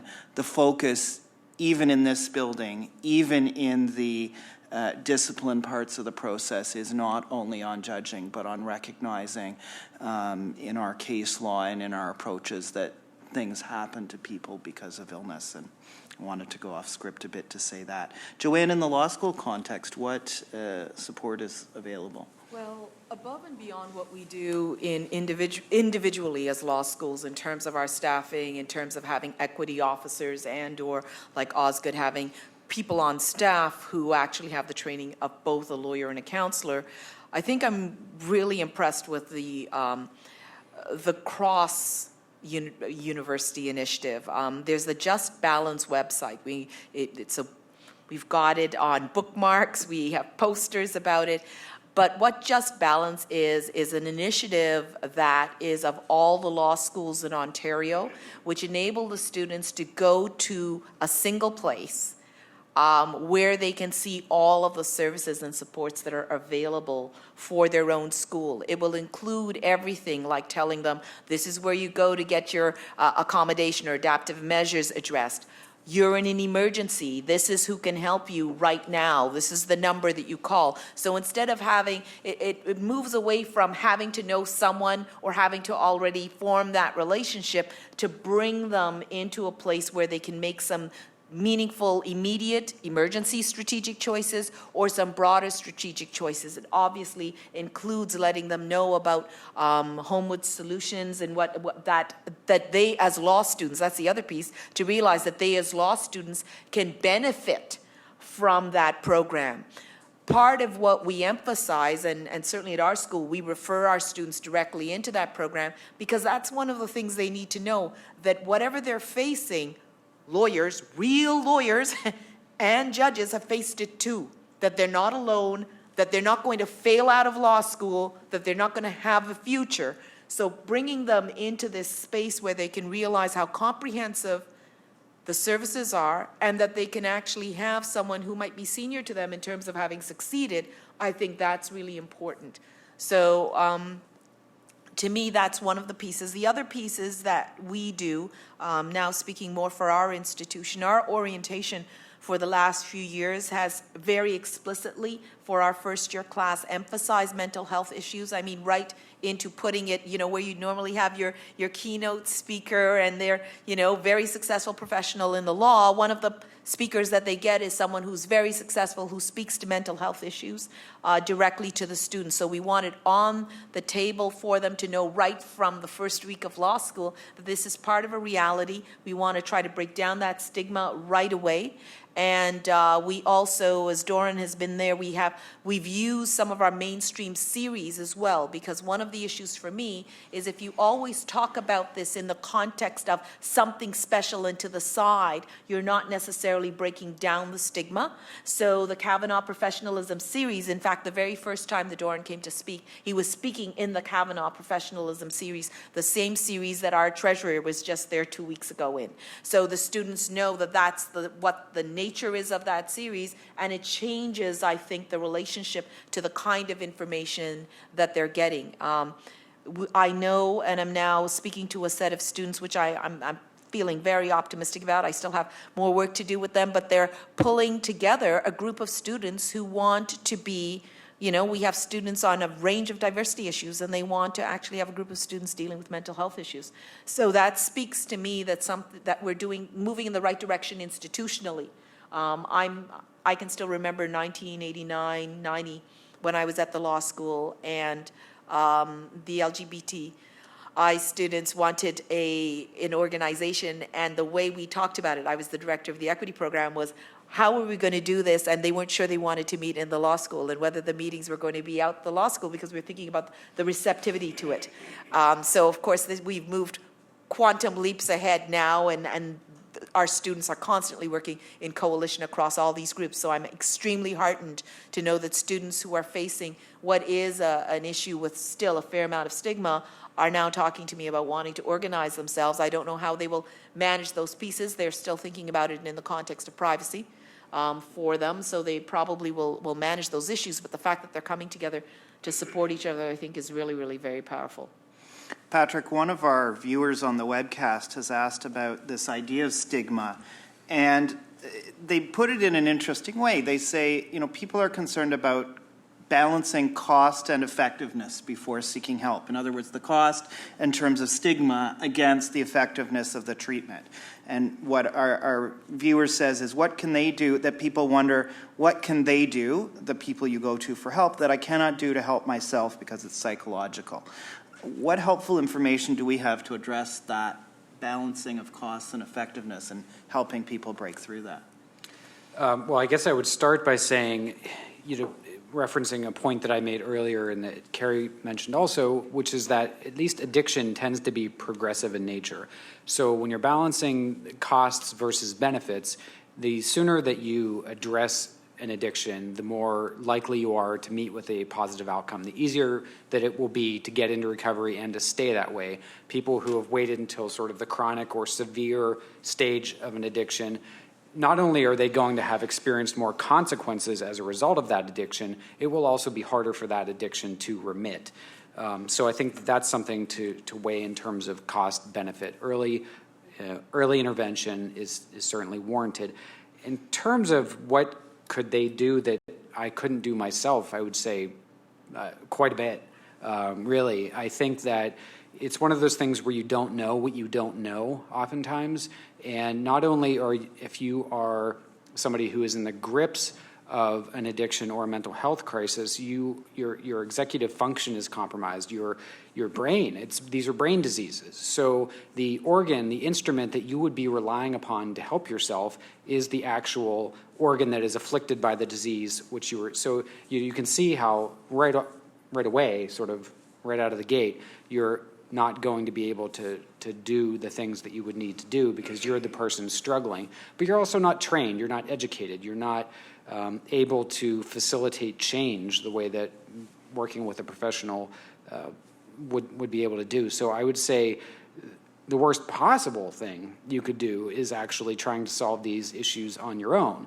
That can not only lead to a progression of your condition, it could have catastrophic consequences, it could have a catastrophic outcome if you think that you are handling your mental health problem or your addiction on your own. You are inviting a lot more agony and suffering into your life than would otherwise be, necessary. So there's a lot more that the professionals can do. I wanted to make a quick comment, if I could pivot back to what Doron was describing in terms of the services that are provided here, and just really to commend you and make the point, because I think there are no lawyer assistance programs in the U.S. whose services, maybe there are a handful, whose services are available to paralegals and also the immediate family members. I think that's really key. Addiction is a family disease. It affects everybody in that person's orbit. And if the rest of the family has been impacted and are in their own way sick as a result of somebody's addiction, they need counseling, they need help, they need support. And providing that for them not only will help that individual, it will help the person who's trying to get and stay well. So I think that's progressive, and I would certainly commend you on that. And by the way, it's a family disease. It's also a firm disease. And so some of what we do is consult with law firm leadership who need assistance with dealing with one of their associates that is struggling, and they have no idea to help them. And they have to balance helping the associate with protecting the firm. They have competing interests, and we do help them with sorting those things out as well, identifying what they can do, what they shouldn't be doing, what is helping and what isn't helping. The other thing I want to mention about your question, if I may, is another thing that they don't have is that they're biased. They have no perspective. They're living inside their own heads. The depressed person is a person who's wearing a distorted set of glasses. It's through those glasses that they're viewing the world. That's the last person you want helping a depressed person out of their depression, because they don't know how to, and they have no perspective. They're having a conversation between themselves and themselves. It's a very myopic conversation, and it's usually about how nothing's going to work, and something called terminal uniqueness, so that even if they think they have a problem, they think they have a special kind of screwed up that can't be helped. So there may be people with depression who can get help, who can get counseling, who can go to a 12-step group, and they will be helped. But I'm a special kind of, good luck with me. And so they give up. And so the whole idea is to get out of one's head, that lawyer brain that is so nimble and so skillful. It also is skillful at spinning out stories that end in catastrophe. When you get outside of your head, that biased, no perspective place into hearing someone else, perhaps someone non-judgmental, where you may be judgmental of yourself, someone compassionate, where you may not be compassionate to yourself, and someone who models recovery, like Carrie, where you may not imagine that recovery is possible, getting out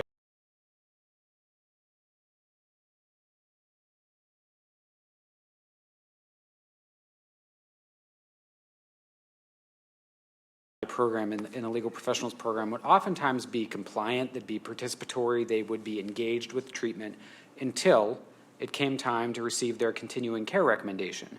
So when we would make a clinical recommendation outlining what they should do to support their recovery after they get home from treatment, that might include going to AA, it might include going to a therapist, going to continuing care meetings, a variety of things. Suddenly, they were less willing and less compliant or less engaged. And that was because they knew what they needed to do to stay sober. They came to treatment, they did their 30 or 60 days, and now, thanks for the advice, but I know how to handle this. And I would remind the patients, and sometimes it was a useful exercise of, I think, what is a pretty universally well-known expression, that a lawyer who represents himself has a fool for a client. And I would have them sort of articulate all of the reasons why that saying is sort of thought to be true, right? Because that person lacks perspective, they lack education, they lack objectivity, and you could come up with a list of 12 more reasons why that's not a good scenario. And then you really translate that to a recommendation, a clinical setting. You really want to be listening to the experts. You want to be working with the people who are trained and know what they're doing and have the objectivity and the perspective to help you.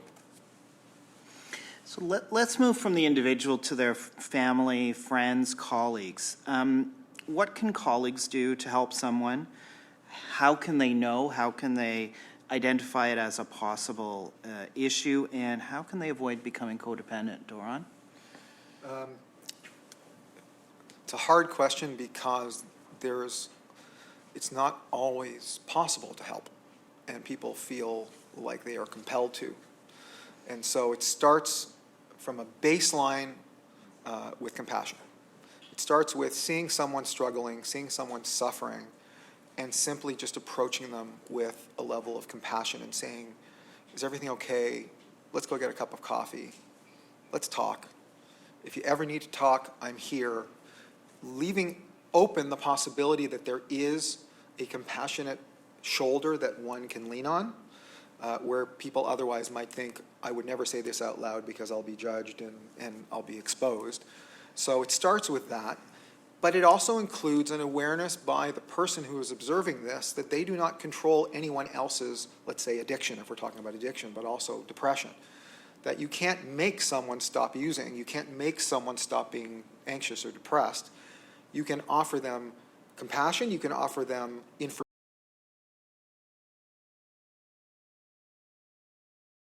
Recovery, when you start feeling responsible for their recovery, you're getting into the area of what's called codependence, where you sometimes even put your own needs aside in order to help someone else and somehow feel like you're failing if they're not succeeding at their recovery, when you just can't do that.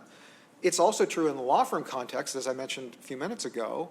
Sometimes law firms need to be careful with their propensity to diagnose their employees. They're not diagnosticians. And when we train institutional leaders from various sectors, and we talk about how do you handle an employee with, for instance, an addiction or depression, we say don't focus on symptoms. Focus on behavior and performance. Focus on who you know them to be and who they are right now, and the disconnect between what you know of their talent and their ability and where they are and how they seem to have fallen off from that. Because goodness knows we've all had the experience of feeling like we're not sure what these symptoms we have are around illness, and we go online with some sniffles and a cough and find out from something on Google that we have bubonic plague, because we're not diagnosticians. We do not expect law firm people, friends, family to diagnose. A million times I've heard, did you smell alcohol on her breath? As though that is a diagnostic tool. It's not.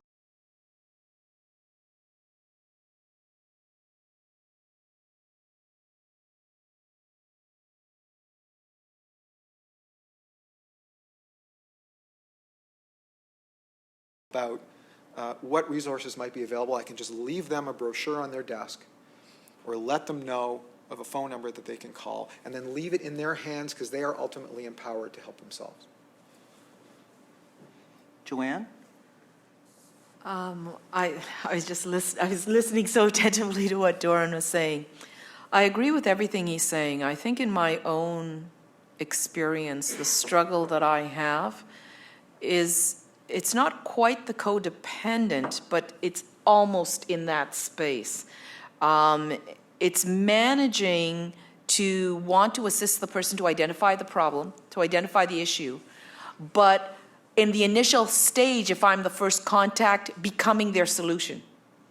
So I think that it applies to everyone, family, friends, but in the context of professional life, it becomes a real struggle because you don't want to have them feel abandoned too quickly. You want to actually, to me, the goal is, whether you're family, friends, or a colleague, you want to transition them to the supports that are going to be comprehensive. And no matter what, you're not going to be that answer. You want to be the answer, and especially if you know them and you have a long-standing relationship, you're going to desire to do that. But the main thing that you have to do is to transition them to that support. If that's your focus, then it becomes less critical for you to actually be able to figure out whether it's a mental health problem, it's addiction, or anything else. What you need to do is to tell that they're in distress, to pay attention to the fact that they're in distress, to be able to see that this is not a one-off, maybe they're under pressure, but they're in some kind of chronic situation or heightened distress, and that you should assist them to name that. I think that's one of the things that you can do. I know from my own, and I've had periods of time, particularly during my really difficult litigation, what was critical to me was, when I think of how friends helped me, I think of one colleague in particular, just realizing that I was in such a state that I couldn't identify what I could do. So that paralysis I talk about seeing my students, I had myself. And instead of assuming that I can function, because that's one of the things that I think is a challenge for us, is that if you're like me and you're very high functioning all the time, people actually can't identify you're in distress, or what they tend to do is to facilitate your being high functioning. So they instead of carving out, which is what this friend did, this friend came and said, you know, you're in a terrible state. Like, just said it right out there. And I said, no, I'm not. No, I'm doing well. I'm functioning. No, this is really not working. It's not working. You're to stop. I'm speaking to you now. I need a list of everything. And they took a list of everything I had to do in the next week, which was horrific. And they simply said, okay, I'm driving you to your mother's. I'm driving you there. And they took it upon themselves to write to every single person and say, she's not available. She's not available for the next week. And you know, that's what I needed. I needed things, I think when you're trapped and paralyzed like that, I needed breathing space. And I didn't even know I needed breathing space. So I can say that one of the things that can be of assistance is to see the distress, tell the person you can see it, but you don't think less of them. That you understand it, that you want to support them, but you want to support them to get the help they need.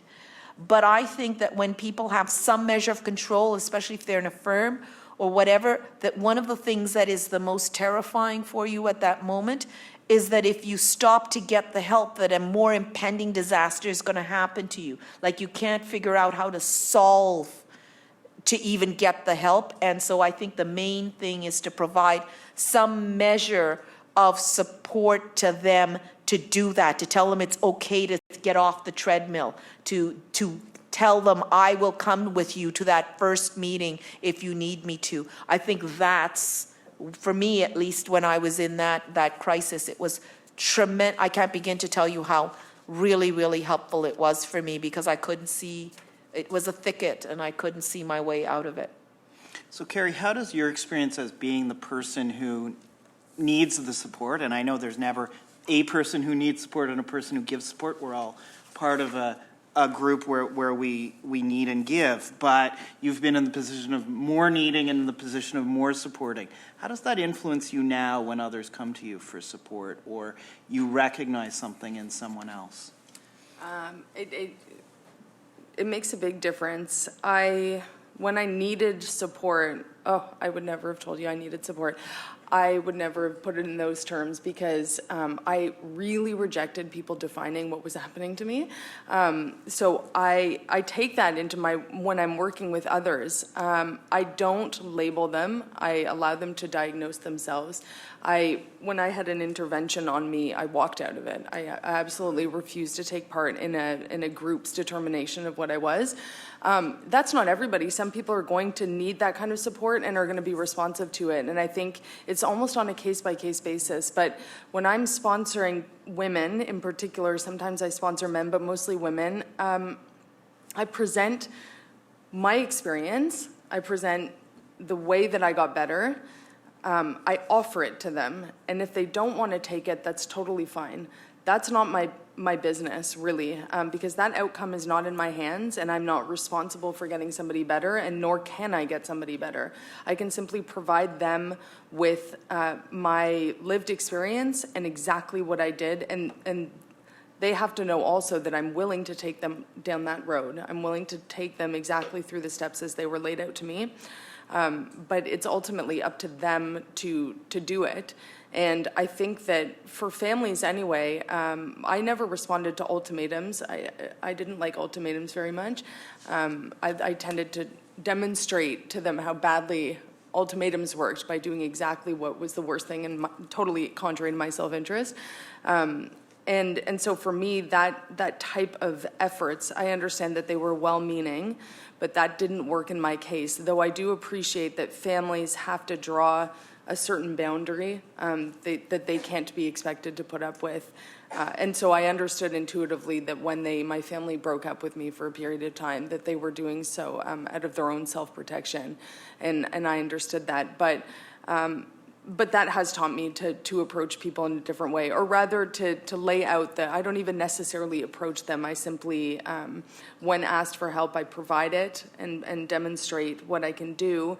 And occasionally I will 12-step somebody if I think that they're in that kind of dire situation and they really need help. But for the most part, I allow people to arrive at my doorstep sort of with the willingness to work, and then I simply take them through the steps as were outlined to me.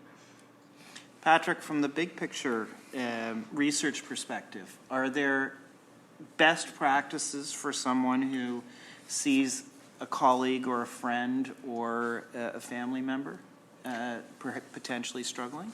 Well, I think in terms of the profession, in terms of, say, a firm setting, I think really the only non-option is to do nothing. That is the default position. That's the default behavior for many attorneys, judges, and certainly in law firms. I think that's not an option. I think that you need to do something. I think it's important to, Doron mentioned compassion, to try and orient yourself from a place of compassion. You don't want to rush off and confront somebody out of anger or out of frustration. You do want to be coming from a place of compassion. It will not only make the conversation itself go better, but it's more likely to facilitate a positive outcome. But there are some other things that you want to keep in mind as well. You want to keep in mind the individual's dignity. You want to try and demonstrate some empathy. Confidentiality is key, so not telling 5 coworkers, hey, I'm going to go talk to Bob about his drinking problem today, or otherwise doing whatever you can to ensure that there's confidentiality, and whether that's referring somebody for treatment, for an assessment, whatever. So dignity, empathy, confidentiality, compassion, I think those are some of the ingredients that should be in any conversation. So next set of questions is moving more to some of the structural, big picture, how can our profession and law firms address these issues? One of the questions from the web, and I don't know if anyone has an answer to this, but is whether there are any statistics on hard costs to law firms, and I would say other legal employers in terms of loss and productivity out of mental health and addiction issues. Does anyone know? I haven't seen any data on cost to law firms specifically. I do know that the cost to society have been estimated, and they're staggering. The U.S. Surgeon General released a report last week, I believe, which was largely being hailed as a landmark report. It was the first ever government-sponsored report in the U.S. of this scale about the impact of addiction. People are sort of comparing it to what was the Surgeon General's report in 1964 about smoking, which was credited for turning the tide around attitudes relating to smoking. So the purpose of that report was to really talk about addiction. We need to make it more of a priority. And I believe it was estimated that the impact on the U.S. economy and government and society is close to $500 billion a year. So it's really, really enormous. And, you know, I know employers are not immune from that. Think about turnover costs. Think about rising healthcare costs. Think about lack of productivity or decreased efficiency. The numbers are pretty real and pretty staggering. So there's a lot of general statistics. I know that and forgive me for not remembering the source of it, but there was a statistic about how much it costs for a standard law firm to bring along an associate to the point of becoming a profitable associate. And I think it was something to the effect of $180,000. Imagine a law firm investing $180,000 and then having the employee at that point burn out and leave and having to start all over again with a new associate. Then look at more general statistics about the impact of, let's say, mental illness on the Canadian workforce, and those are pretty widely known. And they include the increase in short-term and long-term disability claims. And those absolutely affect employers. If you look at the legal profession specifically, compare what is considered a positive economic indicator, which is the productivity index, which essentially is about less people doing more work. And that's a positive sign. It's a positive indicator. It's a more efficient economy. Instead of one person is slowly wearing down, is slowly burning out. How many people come to me in a context of a therapy session telling me one of my colleagues was let go and they didn't hire someone to replace them, they just gave me all of their work, and suddenly I'm doing the job of 2 and 3 people, and I'm just doing my job because I'm expected to do my job. There's no boundary there I can set and say, sorry, I will not do any more work, I have enough. Good luck doing that in the legal profession, especially if you're a young lawyer with 0 leverage with your firm. And so you find yourself doing more and more, staying up later and later, having more and more pressure. Eventually, that's going to wear you out. I think it's to a metaphysical certainty. Whatever the level of wearing out it is, sometimes it'll shut you down and sometimes it'll just make you less effective. Sometimes it'll cause you enormous distress. But the profession is built for this. And it's one of those uncomfortable topics that I've talked in the last year to the senior leadership at a couple of downtown Toronto large law firms who want to talk about mental health and handling it better because they do care. And the uncomfortable truth, which I spoke to, was if you're going to continue to work your people 60 to 80 hours a week consistently, there's a good chance that there will be mental health and addiction problems in your firm, and will be very much connected to the fact that your people are being worked at an inhuman level. And that's uncomfortable because those firms are built to produce, to create, to do a lot of really important work, and sometimes it takes a lot of hours. And less people are doing more and more work, and the expected outcome is going to be human beings breaking down, and that needs to be attended to in the profession. So next question follows up on that. What, aside from not working people 60 to 80 hours a week, what can law firms and other legal institutions do to ensure that we're prepared to deal with mental health and addiction challenges for lawyers and paralegals? Joanne? I think it ties to directly what Doron is saying. I think they need to transform what they have as a definition of success. Basically, if I think about it in another way, we had to go through that issue when we were thinking about women and maternity leave and being pregnant, and could you still be on the partnership track if you were going to go off and have a child or more than one child, heaven forbid, and how terribly inconvenient that was. We had to go, that is about values, and that's about a different understanding about what people can contribute. I think we still live in a space where we presume that somebody having a mental health challenge is somehow exceptional, instead of thinking about it the other way, that it's somewhere on the continuum, not just of the firm's existence, but within that basket, going back to Patrick's statistics, that right now, every law firm, if we take those statistics realistically, especially if it's a larger firm, every firm right now has persons in that firm facing these challenges that we are not supporting and assisting them to have a meaningful life, a higher quality of life. They may still be performing to the bottom line, but we ought to be able to recognize contributions to the bottom line with still a high level quality of life, instead of saying that the consequence might be being off that track of success, that they have to choose between some measure of disclosure and some loss of this other life goal that they have, which is quite legitimate. So I think we have to shift our notion of that. The other piece, I think, because we've been speaking about the mental health issues in a particular way, and there's another aspect of it. When firms have practices and environments that are actually not consistent with human rights, when there is sexism in that firm, when there's racism, when there's homophobia in that firm, there are mental health consequences for those individuals. That is within the firm control. The firm can change the quality of life for those individuals by having a much more healthy, human rights respectful environment. And we don't often talk about the two things as being linked. I'm one of those people that never was a fan of thinking about human rights and apology in the same way, because I don't think it's about telling me I'm sorry for what I did to you. It's about stopping the behavior that's doing whatever it is. So when you have people coming into these environments where the firm is inhospitable to their equality characteristics, they do have stress, they do have anxiety, they do have depression, but it's of a different order of magnitude in certain ways. And that, I certainly think, is something that could be folded into this as, you could really do something very proactive, profoundly strategic about this.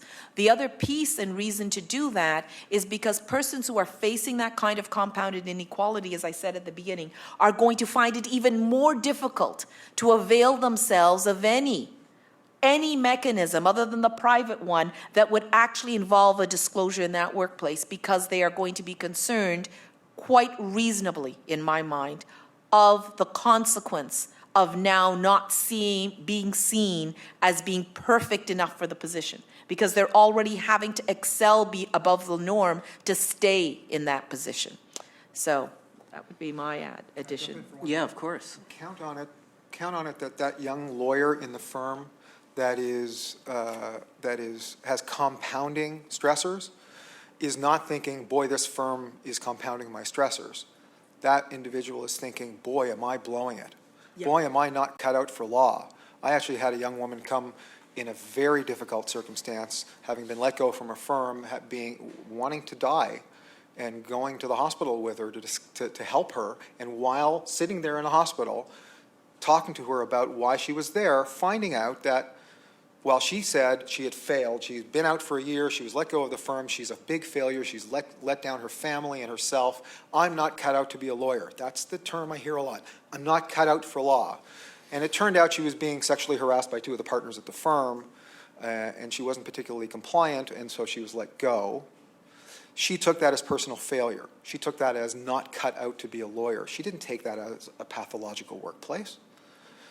My standard line, which I've repeated it since then, is I said, it's not that you're not cut out to be a lawyer, you're not cut out for sexual harassment. She didn't see it that way. She conflated it all into, I am failing.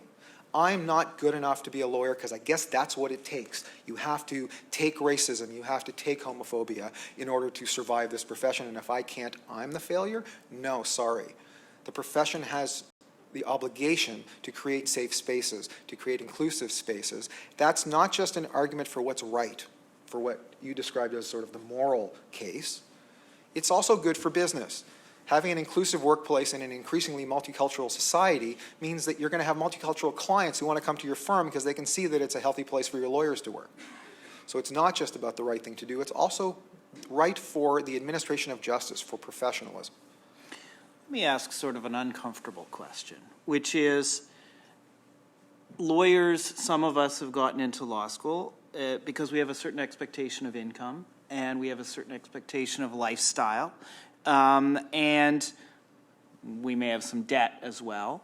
And so there is the culture of 60 to 8 hours a week, particularly in private firms, are maintaining a lifestyle for people at all ends of that spectrum that is above the Canadian norm. Let's put it that way, to put it gently. And so that may feed an expectation of high amounts of work, which then, feeds all of this, leaving aside all the other equality considerations. How much do our expectations going into law school or entering this profession of entering the upper tiers of society contribute to this? I think it contributes a great deal. One of the fundamental issues for me at law school is getting people to realize that the degree has way more possibility. The extent to which the students narrow their focus on private practice and then narrow it yet again across some kind of idealized notion of what they're going to be able to do in private practice, and really that they're going to be retained, that within 6 years or whatever it is they're going to make partner. I find it extremely difficult to displace that expectation. I think that we do need to do much more in terms of just fundamental reality check for students about what is the likelihood of getting the kinds of jobs that they expect. And again, it's about understanding success. Being able to understand that with the degree, success can be building your own NGO, success can be being a senior policy advisor. You're doing legal work. I'm not even talking about non-legal work. I'm simply saying that model, which is almost like you need serfs beneath you, because literally I find law firms, and I guess it's because I don't practice, so I'm going to use this kind of language, it's a profoundly parasitic kind of environment. You have these people at the bottom and you simply consume their life energy. You consume their desire to perhaps be you, but there are very few spots to be you. And you just keep consuming, and those who burn out, fine, there's always somebody else to come and take their place. So there's never an accountability for what you actually do to those people, because they're just gone. There's no way to actually be accountable. And the desire, that's this dream of success, which is very distorted, is also fueling the distortion in terms of people's behavior. So people are self-harming. Like you talked about self-harm earlier, but I think that the most important self-harm is starting at the point of the distorted sense of who you are, so that you actually have this warped sense of what it is to be a really great lawyer. And we're not doing enough to displace those pieces, and law school doesn't help. They feed on each other, and people come back and they're depressed. I didn't get a law-related job, or I didn't get to summer. And I'm saying, let me tell you what I did in law school. I worked in coding checks for the Bank of Montreal. I did that every single night. I got to law school in the day tired because I didn't have money like everybody else, and it would have been a luxury to intern. This idea that you can work for free is nonsense if you have to put food on the table. So yeah, I've got students who that's their issue, but they come back from having made a practical decision feeling as if they failed because they haven't done the other piece. And everybody thinks success is measured by, I'm going to be a partner at the end of the day. And so to me, very, very disturbing that we're not working on this definition of success in a fundamental way. Doron? I would commend you to a study done by Dr. Lawrence Krieger 2 or 3 years ago. He did two of them, really. It was a two-stage thing. He's done a lot of work on law student wellness and law student survival, frankly. And he did a study of lawyer happiness in the United States that is very illuminating. And I won't go through any details other than to say he essentially measured those who pursue accomplishment and status versus those who pursue fulfillment and passion. And the comparison between who is happy and who is not, who is more or less susceptible to addiction as a result, who is more or less susceptible to balance in their lives and some sense of well-being.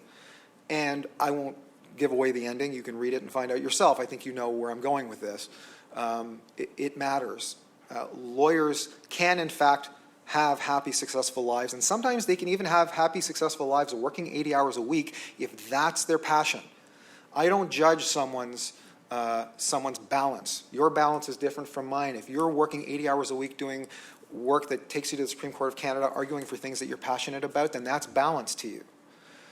And it's individual, but you have to have enough perspective to know whether you're being dragged along into success. As Joanne mentioned, in law school, my recollection was, the message I got was, if you're not a Bay Street lawyer, you're not really a lawyer at all. Well, there's only a certain amount of spots on Bay Street, so we're really kind of shutting out a whole bunch of people. It's not true. What Joanne said is absolutely true. You find your fulfillment individually, and you make law fit into you. You don't fit yourself into law. It's a nice platitude unless you actually embody it and believe it. Take a look at the happiness study. It actually surprises people when they read about that and the definition of success, as Joanne mentioned. Yeah, I would add, or echo rather, what Joanne was saying. You used the word distorted several times, and I think it really is a distorted sense of success, a distorted view of that. And that has implications for people in terms of their mental health, obviously. Oftentimes, they might come into the profession and experience a profound sense of disillusionment with what they've gotten themselves into and their ability to handle it.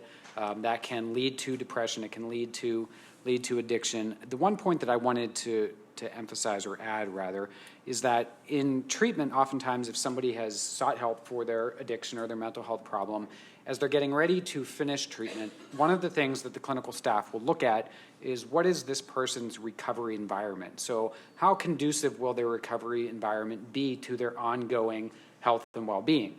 As you might imagine, a fair amount of attorneys that I worked with who were going back to what I guess would be Bay Street legal jobs or going back to large firm life, oftentimes we identified their work as being a significant problem spot for their recovery environment.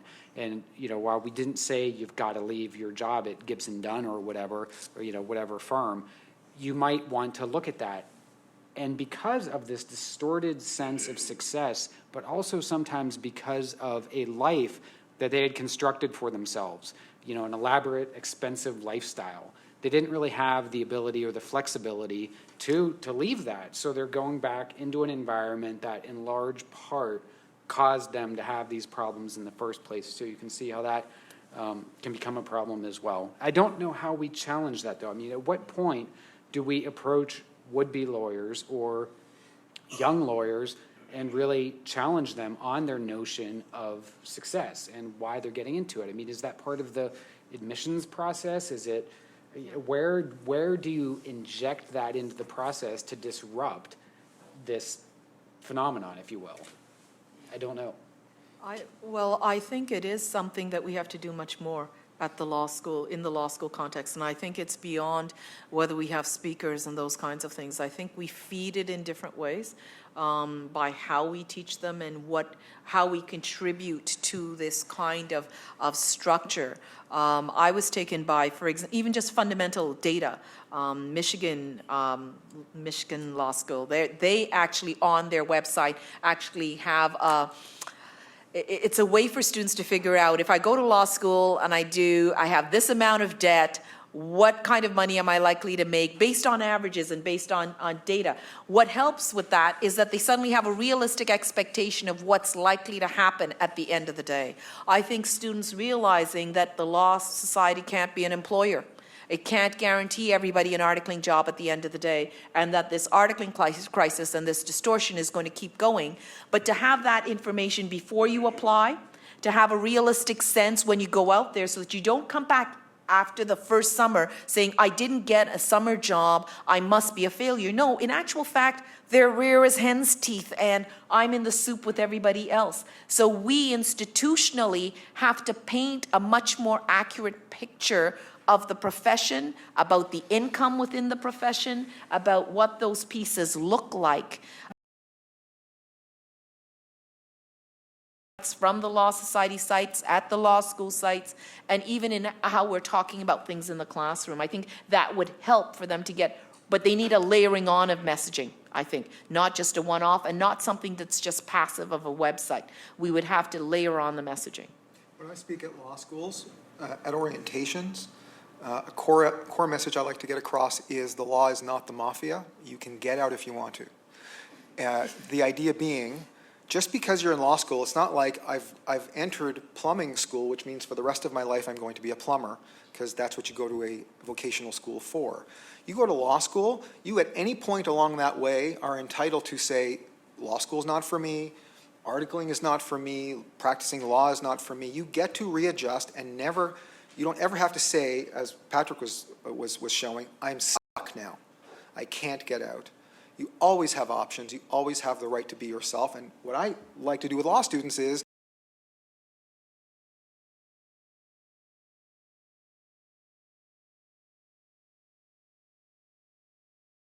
life is what happens while you're making other plans. It's going to change again, and it's going to change again.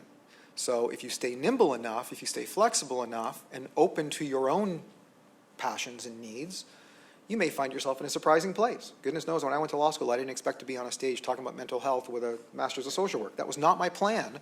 It worked out. It usually works out when you follow your own authenticity, but they don't know that at the time. All they know is I'm a law student, which means I'm going to be a lawyer, and it means I'm going to retire a lawyer. Not likely for many of them. So we have another question from the web, which I think is actually probably mostly directed at me.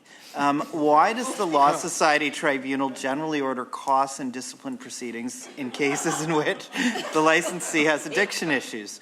Why does the Law Society seek costs in those cases? Typically seem to be self-represented and the proceedings are essentially uncontested. Seems quite punitive. And why publish the proceedings? So the answer is a long one, and I'll try to give sort of the highlights. Let me say first that I think that, you know, cases in which the licensee has addiction issues can be of all types, right? There may be issues where addiction is a primary factor in what is alleged to be misconduct. There may be cases in which it's a peripheral factor, and a lot of the evidence in the case is about determining that. There are two types of proceedings. There are capacity proceedings, which is a case where it's alleged that because of physical or mental health issues or addiction, the person is unable to fulfill all their duties as a lawyer or paralegal. There are other cases in which there's misconduct, but it's alleged to be a mitigating factor. There are cases in which the misconduct, for example, if someone is in their apartment and can't answer the Law Society's letters because they're not opening mail, where it is a complete defense, because it's not misconduct not to answer mail when you're not able to answer that mail. And those are the evidentiary issues.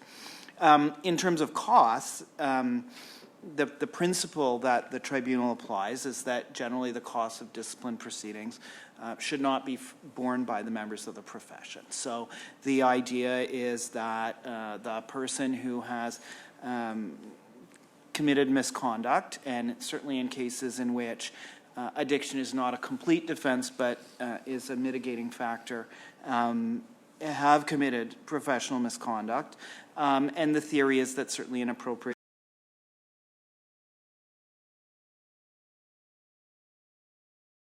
tribunal generally orders costs. Certainly in most capacity proceedings, costs are not ordered. I think you'll often find that cost awards are reduced or low where there is a significant mental health or addiction issue. And the costs, the person who asked the question asked about self-represented and uncontested. There's a lot of work and costs that go into preparing a proceeding to conducting an investigation in those cases.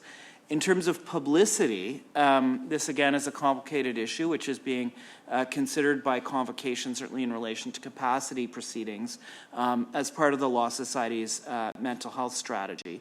But the general principle is that as a self-governing profession and as part of the open courts, that proceedings at the tribunal are open to the public. We make a lot of effort in decisions to keep information to what's necessary for the public to understand and other members of the profession to understand why a decision has been made without including personal information. It's also important to realize that there are a number of people in any discipline proceeding, there are a number of interests that are affected. There may be a client, and while there may be an addiction or mental health issue, client may have been significantly affected by the actions of a lawyer or paralegal, and that person is even if that I mean, not to speak for clients who have experienced losses, but understanding why that happened and publicity about why that happened is an important interest. The public's interest in understanding how lawyers and paralegals are self-regulating and understanding, as part of the open courts principle, the basis on which a decision is made is another important interest. And the fact that lawyers and paralegals are obviously fulfilling a public role. They have a a privilege to practice in a profession that others don't have. So the tribunal's jurisprudence, and you can read it, the leading case is called Xynnis, Xynnis. It tries to balance all those different considerations. The reasonable people can disagree as to whether those are well balanced or not, but the attempt is to balance all those different values. Question? Yeah. Yeah. So I heard from Mr. Krill, I believe, that there was a difference in the rates of addiction in different types of workplaces, and it was higher in the firm environment, and it's higher among junior associates, I guess you'd call it.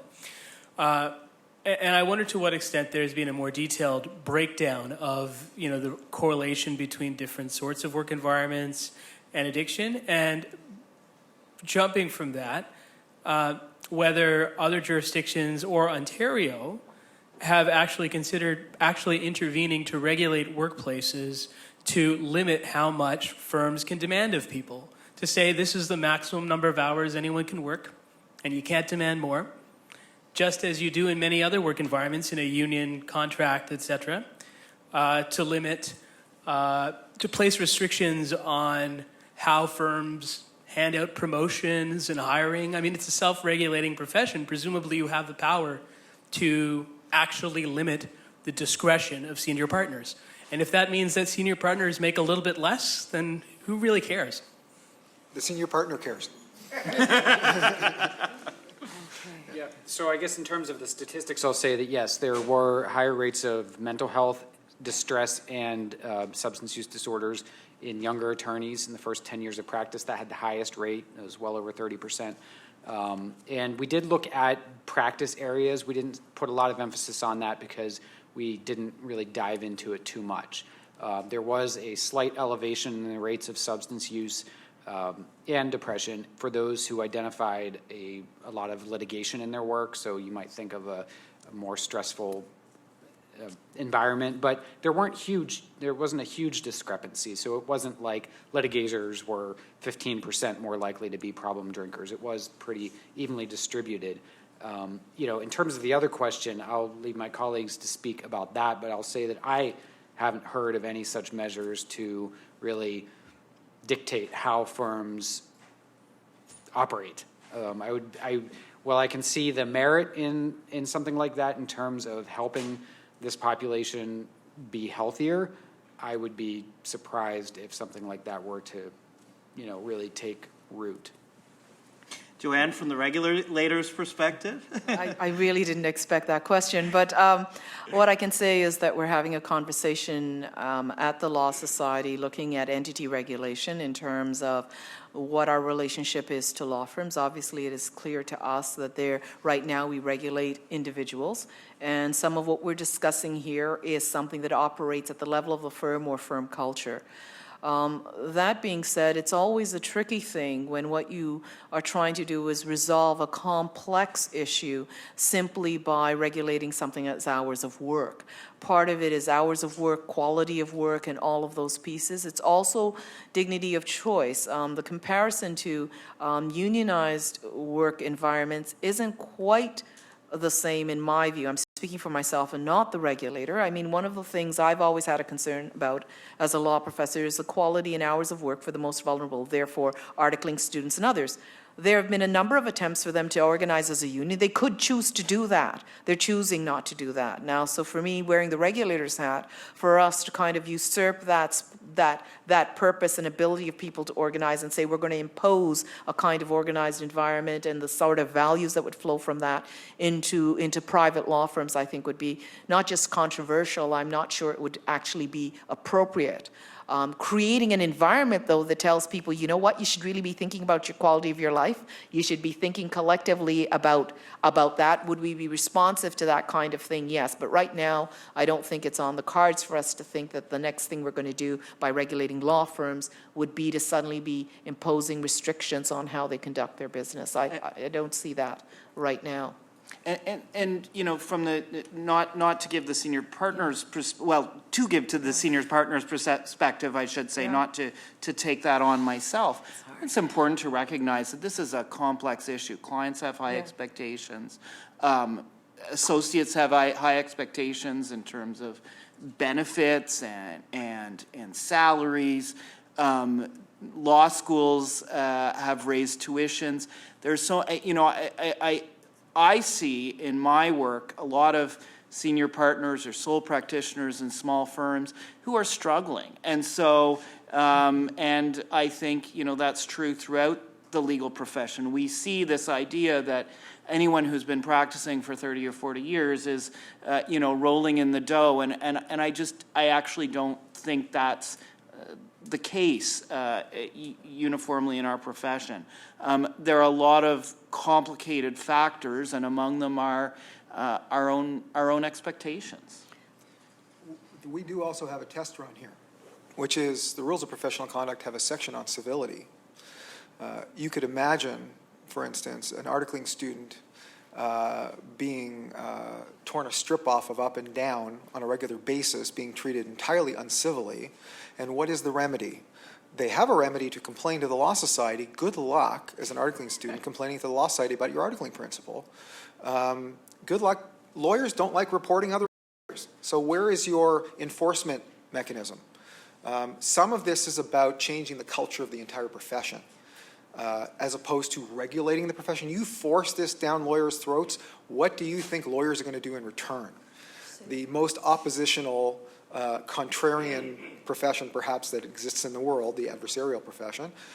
So we do have some mechanisms in place already for some regulation, and yet the articling students, to me, in my experience, are the most abused population in our profession, and the most vulnerable and the least empowered to do something about it, even though there are mechanisms in place to do something about it. So we have to find better ways to protect them.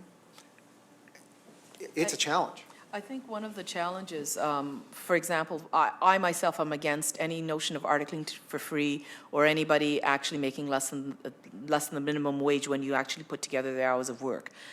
But when you talk to students, the gate is there. And so even though I have this very direct position, I'm well aware that they're saying, well, you know, there's a dignity of choice issue here, because if I have to article for free or I have to take this to get through the gate, I'm going to do it. I'm with you that there does need to be standards. I'm very much for that. But what I do know is forcing it on a population of people that you're trying to assist, who then feel that there's a consequence that they're going to bear, that they consider to be more negative than the exploitation, is a problem. So my solution for that is often to say, okay, maybe need the person to identify they're being exploited. Once they're really clear on the range of exploitation and that there's support for that, maybe you get to transform the culture. But starting at the heavy-handed end of the regulator coming to a conclusion, you're being exploited, here's a solution, I think the blowback on it will be quite significant in this, particularly in this really competitive and difficult environment, both for firms and others. Because the thing is, we focused on hours of work, as David has pointed out, but that's very different. Hours of work don't relate to income. What we really are talking about, maybe I'm going to sound, it's really about capitalism, and some people, that's why I said parasitic. You've got some people making incredible incomes for that amount of work. So yes, if I have to work 50 hours or 100 hours and I'm going to get $250,000, I actually might have quite an intact ego doing that. But if I'm the person that's a senior associate feeding that person, being able to pull that down, and my rate is more fixed, then your point becomes much better taken. So I think it's more complex even in that area to figure out what would be the better remedy. So we're rapidly running out of time. We've got 2 more questions, and I'm hoping we can give a brief answer to each of them. My name is Barbara Warner. I am a sole practitioner looking for my next in-house position. And going to Dorian's point about expected outcomes of environments, I'm wondering from the panel what you think needs to be put in place, what actions we need to take individually and as a profession to identify those at risk. And I'll use myself in a very postmodern way as an example. In my early to mid 30s, I was, in the first 10 years of my practice, I was a parent to identical twins. I was involved in public life in that I was running for office and, in fact, had grown up in politics. I was practicing poverty law as a calling, and that was a litigation position, duty counsel, in fact. And on top of all of that, no one knew, including myself, that I was a queer person living a straight life. So if, other than the last item, anyone could see all of those groups are people who are at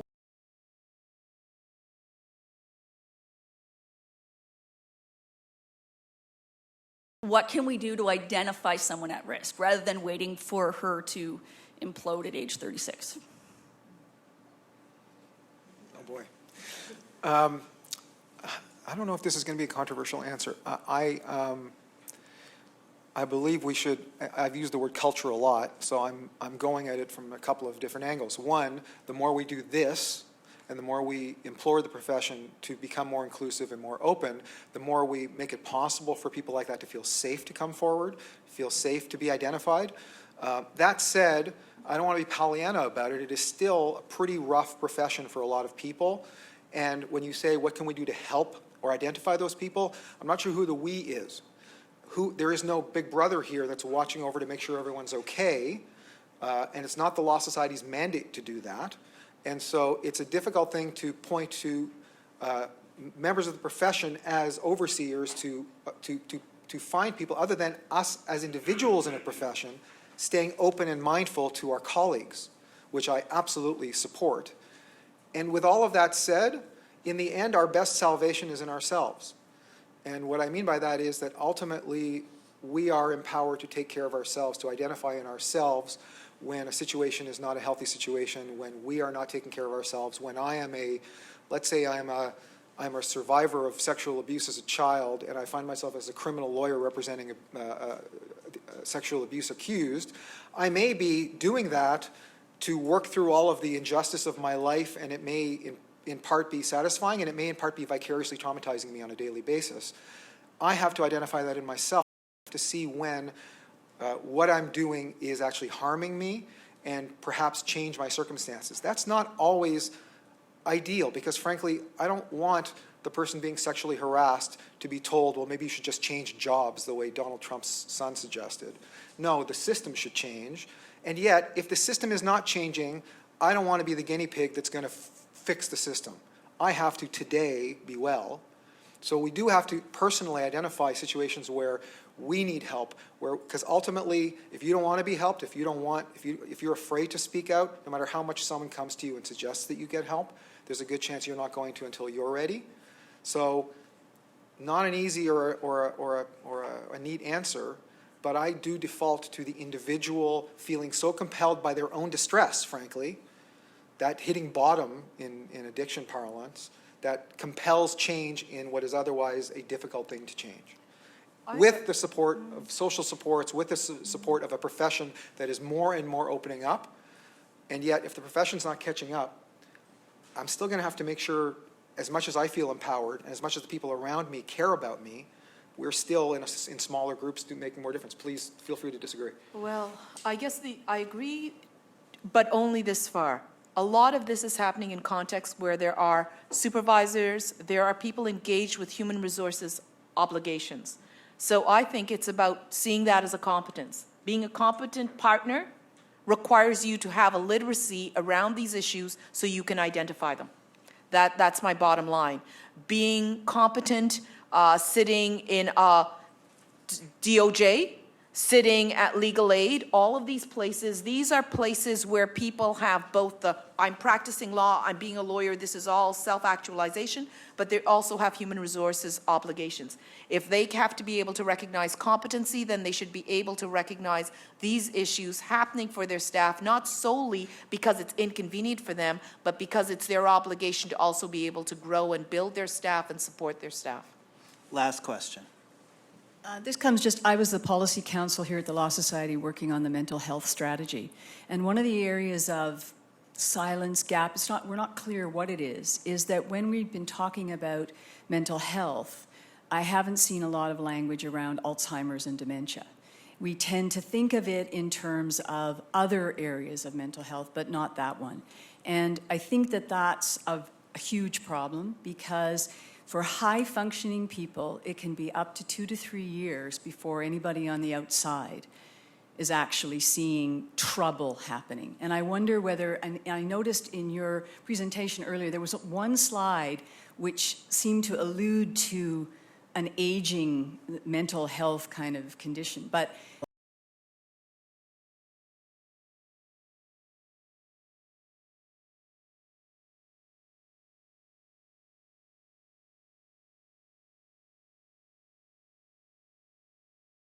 hang on longer in this profession than they otherwise would have, particularly sole and small firm practitioners, and they're alone in their offices. And we're not necessarily, and particularly if they're solicitors, not barristers in a courtroom where we can see the problem, it may be a very long time before we get there. So how are we going to address that issue? And I think we saw a lot of the silence in that area in the work that we were